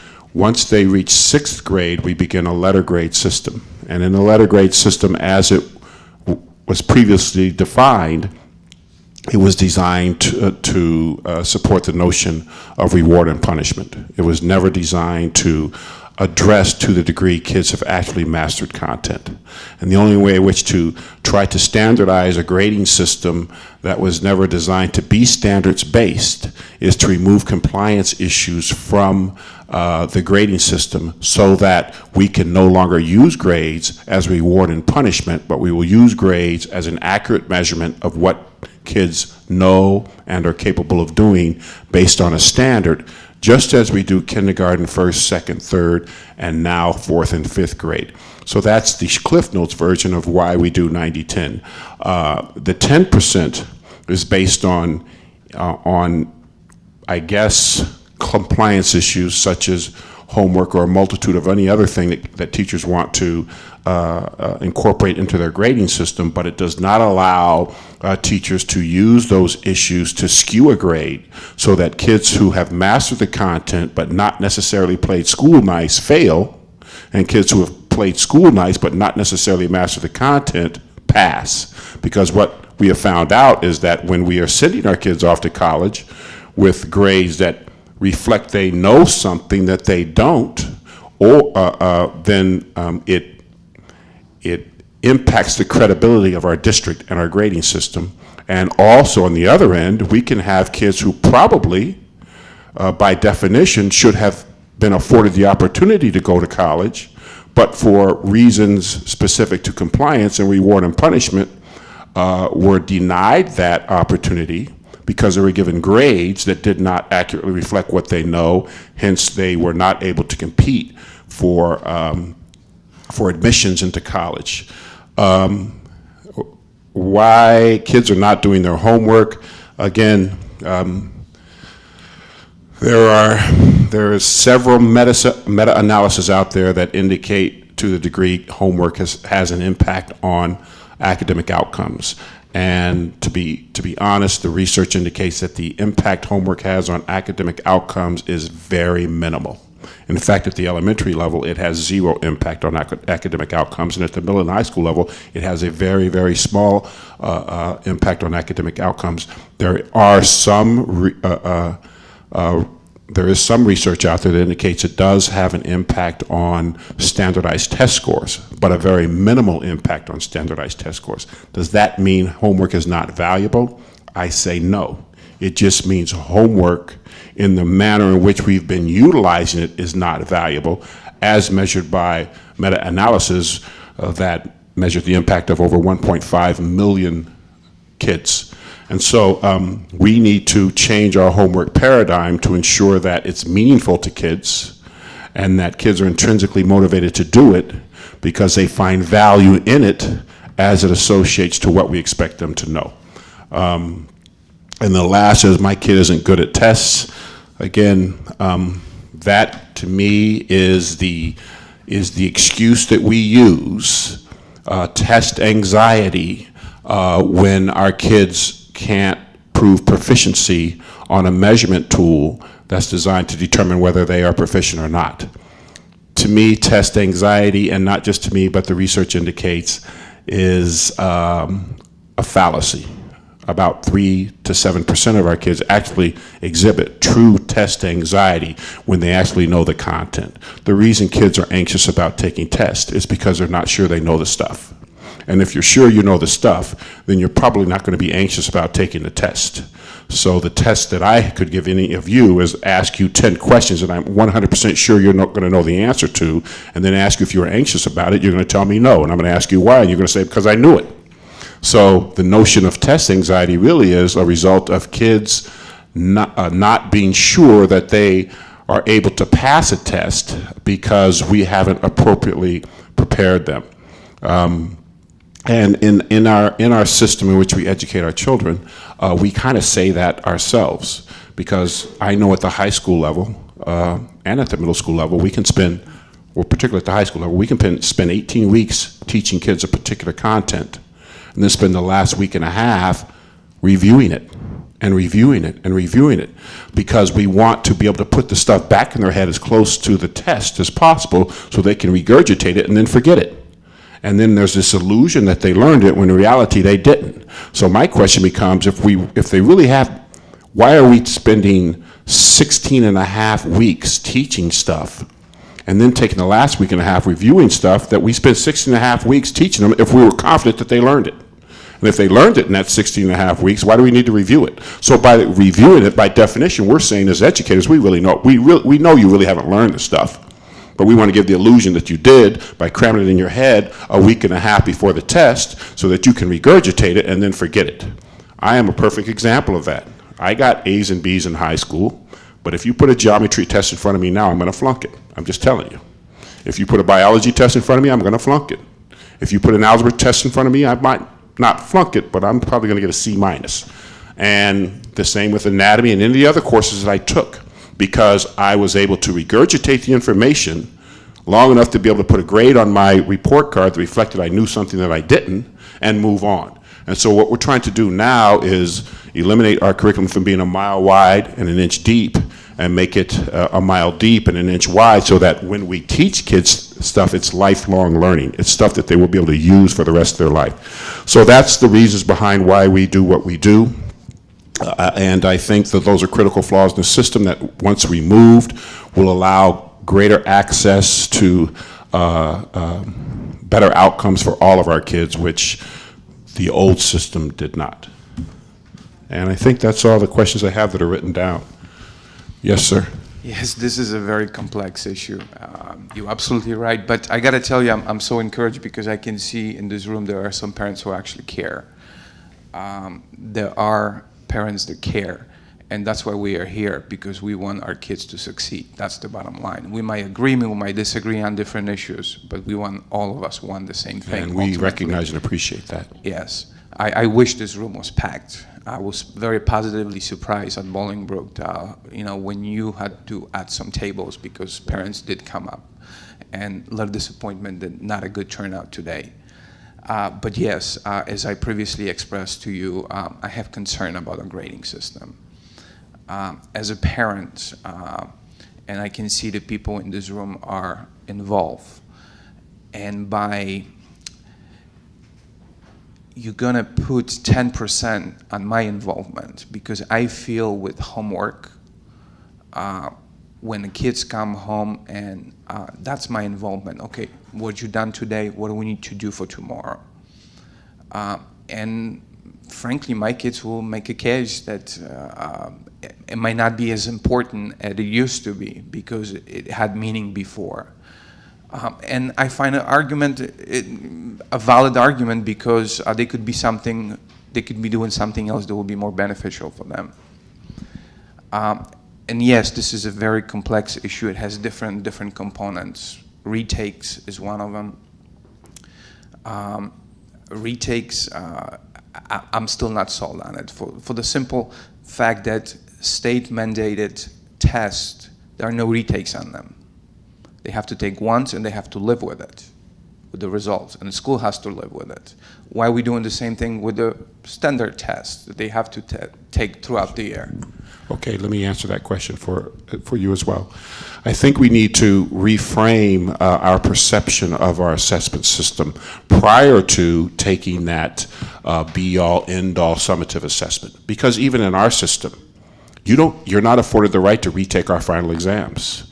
But that's at the end of instruction. So everything leading up to that is a process. And I guess my question to your question would be this. If in fact the stuff that we indicate your child is supposed to learn is critical to their long-term success, post-compulsory education, by definition, if we're going to teach it to your child, then it should be of critical importance. If it's not of critical importance, we shouldn't be teaching it. Would you agree? Yes. Okay. So if in fact it's of critical importance that we teach this to your child, and your child is of critical importance to me, at what point do I stop trying to ensure that that child has mastered that content leading up to the time in which they have to take that summative assessment, of which there are no retakes, because we acknowledge that. So we are so enamored with the grading system and the process that we're missing the intended outcome. So to me, everything that happens from day one to the time in which they have to take that summative assessment, whether it be PARCC, PSAE, ACT, ISAT, final exam, those things you cannot retake. But the purpose of allowing kids to, and again, we talked about this whole notion of retakes, which we don't even like that term.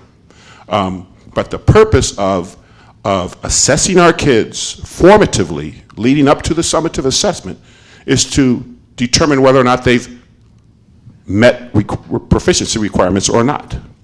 And if they have not, what would preclude us from reteaching that and reassessing it, because A, the information is that critical for them to know, and B, your child is that important to us to ensure that they learn it. So what we have done in the past is we say this information is critical for your child to know, for all children to know. We teach it. Then we assess the kids. Then some of them get it the first time, and some of them don't. Now, we espouse that we differentiate instruction. We espouse that kids learn at different rates and at different speeds, and that kids have different cognitive abilities. But in our process, we don't follow through with that belief. Because if in fact we can sit here and say, hey, we know that all kids learn at different speeds and different rates. Kids have different cognitive abilities. Some kids are going to master the content. Some kids are going to meet minimum requirements for proficiency and everything in between. And we believe that 97% of kids can at least meet minimum requirements for proficiency. And within that 97%, many are going to exceed minimum requirements and master the content. What would preclude us from ensuring that happens? So let's say we deliver the instruction. We assess the kids. Some of them get it, some of them don't. We espouse that we recognize that kids, we have to differentiate our instruction. And when we say differentiate instruction, that means differentiate everything. Doesn't just mean differentiate instruction, but don't differentiate our assessment system. Don't differentiate our homework system. Don't differentiate anything but how we deliver the instruction. And then kids get it and kids don't. What we've done in the past is the kids who don't, we've left behind. Hence this huge achievement gap. And the kids that got it, they get to advance. So now we have a system that has, for decades, had haves and have-nots, because what we're saying is, yes, this stuff's important, but only those kids who get it the first time are the ones who are going to be important to us to ensure they learn it. And the kids that don't, tough. When we already know that kids don't learn at the same rate and the same speed. So if it's my child, and I want them to learn their addition at the elementary level, and my oldest, Kevin, and my youngest, Natalie, are honors kids. I dare say Kevin is almost gifted. Sam and Tyler, who both now get A's and B's, do not have the cognitive skill sets as Natalie and as Kevin.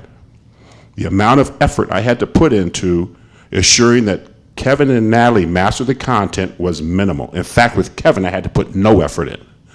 With Sam and Tyler, I have to put, and their mother have to put copious amounts of effort in to ensure that they meet proficiency requirements. If I am going to benchmark my effort on Kevin, I'm going to leave Sam and Tyler behind. So by definition, if we say the stuff's important for the kids to learn, and we don't ensure that we put a system in place that's going to teach and reteach and teach and reteach and teach and reteach until we run out of time, which we will, and at that point in time there are no retakes, and we acknowledge that, why would we not do that? Because one of two things has to be true.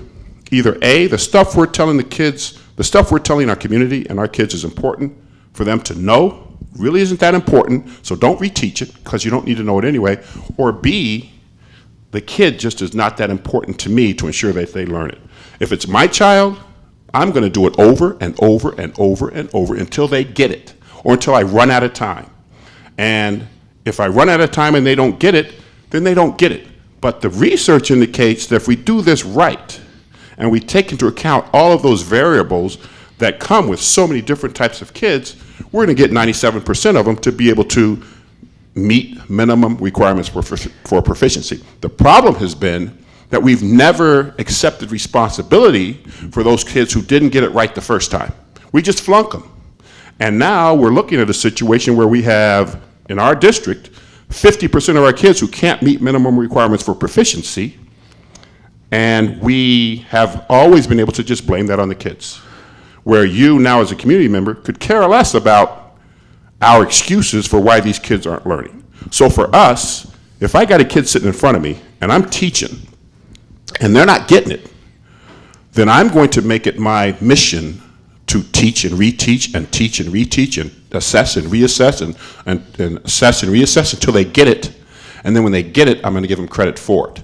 And that's going to afford far greater opportunities for kids to be able to even get to college that didn't have that opportunity in the past. Dr. Mitchum, I agree, and I respectfully disagree on parts of it. What I'm hearing is you forcing success. It's great. It's great, but No. hold on. Let me just make my point. Okay, you said that part succeeds, accomplishes, they pass the test, and they move on, and there are some who don't. Okay, I don't want to ignore those. Okay, but we're talking about the test. Okay, so there was a period of learning before that. The teacher should have recognized this kid is not going to pass the test when it comes to the test. They should ring the parents, get the parents involved. Okay, we get into the point where we're going to get the test. I know because I'm with this kid is not going to pass the test. Okay, so don't keep forcing it. Address this before you get to that point. Absolutely, and I agree 100%, and that's exactly the system we're putting in place. That's why we have a formative assessment system. In fact, we have targets that we expect our teachers to put on the board on a daily basis. And we also expect that our teachers be able to assess to the degree that every kid in that class has learned that target, which scaffolds into the summative assessment. So if I say today we expect our kids to be able to add and subtract single-digit numbers, and that's my target for the day, then that day, I need to assess to the degree all of my kids can do that. Some will, and some won't. Now, when I'm assessing it, that don't mean I take that assessment and stick a grade in the grade book, because that's what's one of the things that's wrong with our system, because it's a process issue. I should be able to recognize that and then make those adjustments in real time as early as possible to ensure that by the time, because what you're saying is absolutely accurate and it's what we expect. By the time a kid gets to the summative assessment, that should just be verification for what we already know. And we really shouldn't be giving summative assessments to kids when we know that they don't know the stuff. But if we go through, let's say, 3 weeks of instruction, and you got half your kids who are failing that test, what's drawn into question? The kid's capacity to learn or our process for delivering the curriculum? To me, it's our process for delivering the curriculum. So we're trying to change that paradigm to ensure that what you just indicated should happen is happening.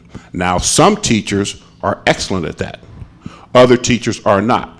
Retakes, in reality, are an indicator of to the degree your delivery system is appropriate. Because we have teachers that rarely ever give retakes, ever. That is an indicator of excellent instruction.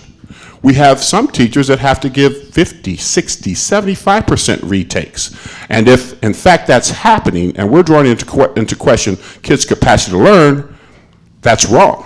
Because if we have one teacher that can deliver instruction with rarely any retakes, and we have another teacher that delivers instruction that is frustrated because a multitude of their kids have to retake exams, from my perspective, I need to look at your process for delivering instruction and adjust that so that you're not in a situation where all of your kids have to retake exams, because the literature indicates that 97% of our kids can learn this stuff if the curriculum is delivered appropriately in a way that they can learn. So we got a lot of teaching going on, but not a lot of learning going on.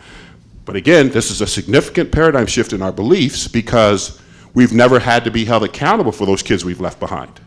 We've never have, and now all of a sudden we are held accountable for them. So when you flip over that school report card, if your kid's one of those 50% that aren't making it, you're going to be upset. Even if your kid isn't one of those 50% that are making it, but you look and say, oh, Valley View can only get half their kids to learn, you're going to look at us as if we're poor at what we do. And you're not interested in our excuses anymore. And if we continue to deliver the curriculum in the old-fashioned way that we did, I dare say we'd be leaving a lot more kids behind now than we currently are. But I am telling you, I'm standing here in front of you today very publicly, as I always have, that said, and saying that if we implement this procedure with integrity and fidelity, the research has already indicated that it will work. This is not some crazy Jim Mitchum thought up thing. This has been researched for decades, and we are bringing back the cutting edge instructional methodology that has already been statistically validated to work. And if we do it with integrity and fidelity, then we will have all of our kids meeting or exceeding the standard, like they do in the Harlem Project, 100% African American, 100% low income, and 100% going to college, like they do in Brazosport, Texas, in 7 years close an achievement gap of 60 points between their highest achieving kids and their lowest achieving kids. 7 years gone. Highest achieving kids achieving at 97%, special education kids achieving at 92%, black and Hispanic kids achieving at 93%. 7 years. Now, there are some variables that supported that happening that we don't necessarily have, but I'm not going to use that as an excuse for why we can't make that happen. So you take those things and you apply them in your district to assure that we're meeting the needs of all of our kids, not just some of our kids. And if we eliminate the whole process, the thought process of grading from the equation, then this notion of retakes goes away, and it's just a notion of ensuring that we are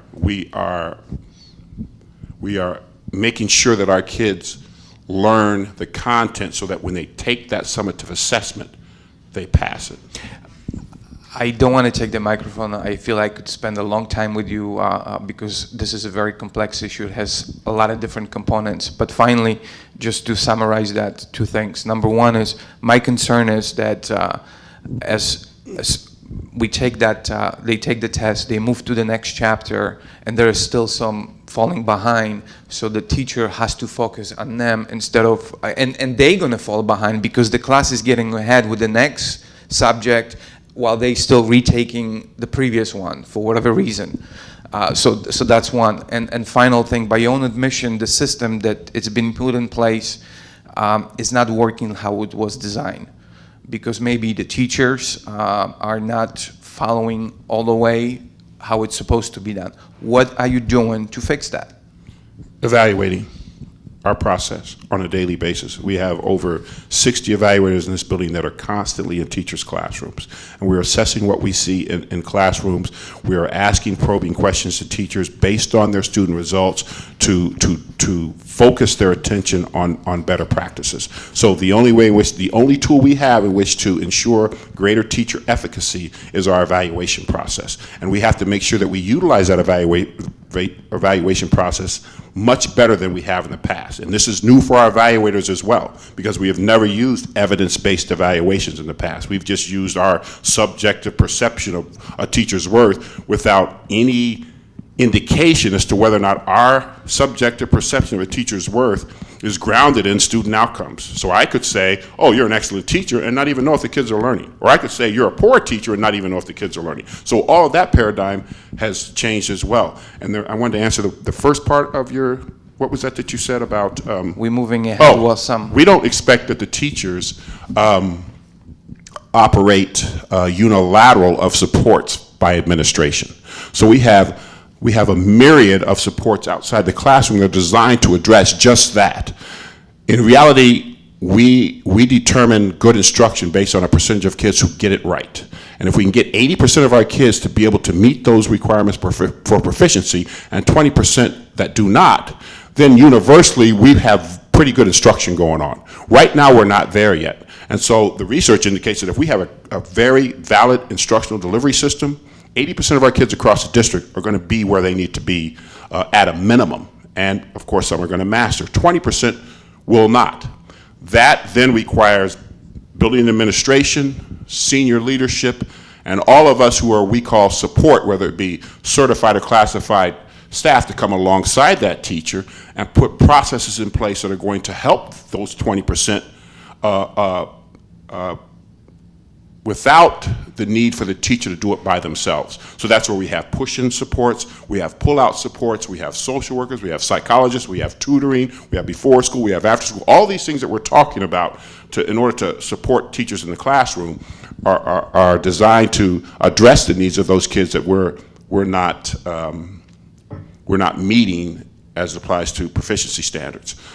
So we have to get better at assuring that teachers understand that we're here to support them and that all of these interventions that we have in place are designed for those kids, because if you're right, if we're asking the teacher to go in there and say, okay, you got this 80% moved on, or you got 50% that didn't, now what are you going to do with this 50? That's unrealistic. And so we recognize that as unrealistic, so we're trying to embed those systems in our intervention strategies, in our delivery systems, to ensure that those teachers aren't frustrated with the fact that we're asking them to, do more than what they need to in the classroom. Thank you, Dr. Mitchum. I'm sure we're going to continue that. Absolutely. Thank you.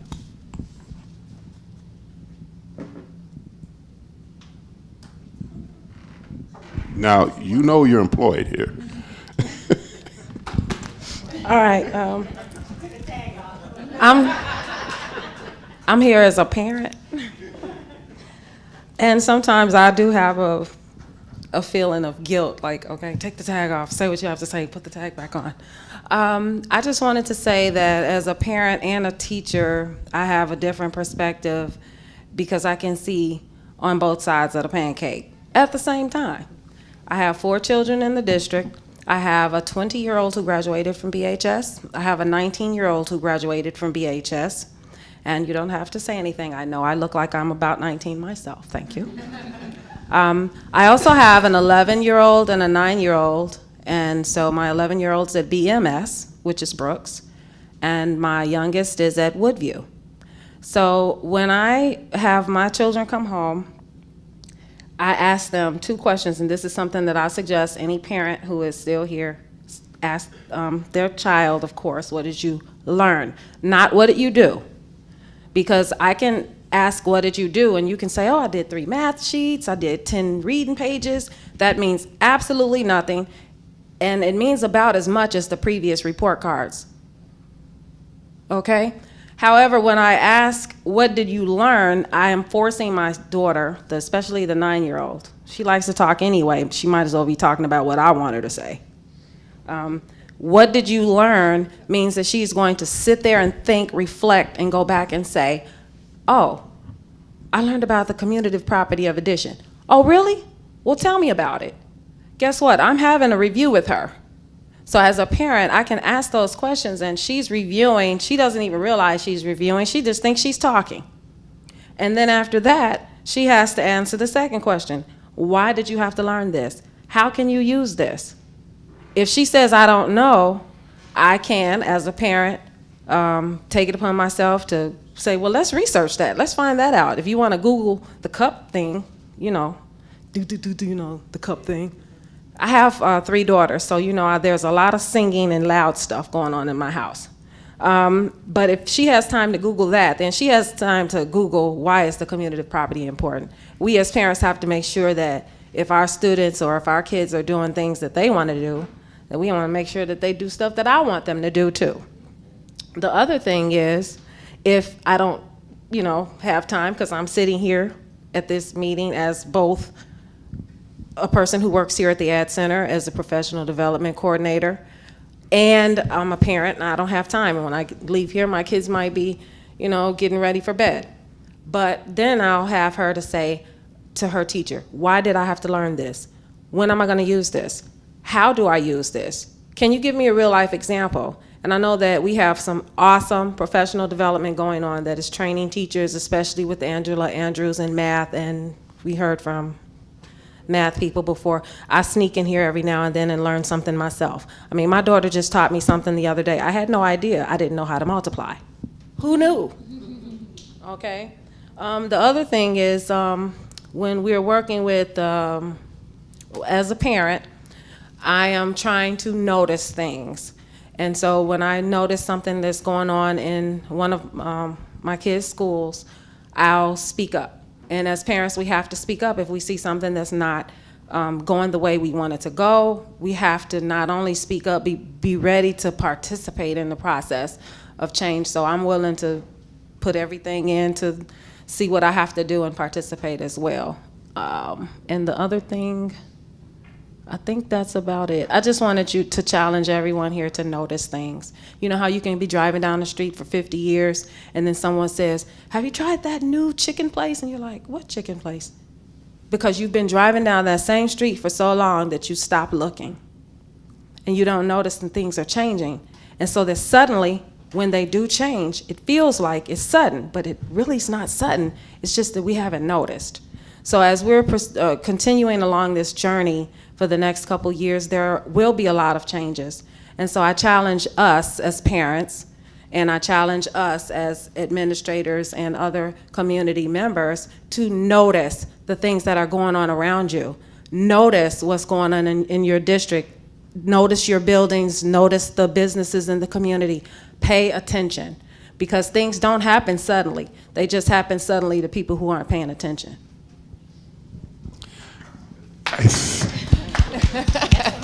I think with that about sums it up. She's a very articulate, gifted administrator that we have, and we appreciate the value she adds to our organization. We will have another one of these in January. As Mrs. Kinder indicated, we also have some outreaches in each of the buildings to talk more in detail about curricular issues specific to Common Core and other things. So please check our website for those dates, and we welcome you to come to those, and we really appreciate the fact that you came here. Please invite all your friends, because obviously the more of you that come here, the easier our job is. So thank you very much again for coming. And don't forget about the November workshops. It will be a different type of format where you'll actually be learning with us, and it'll be a good time. So please come out.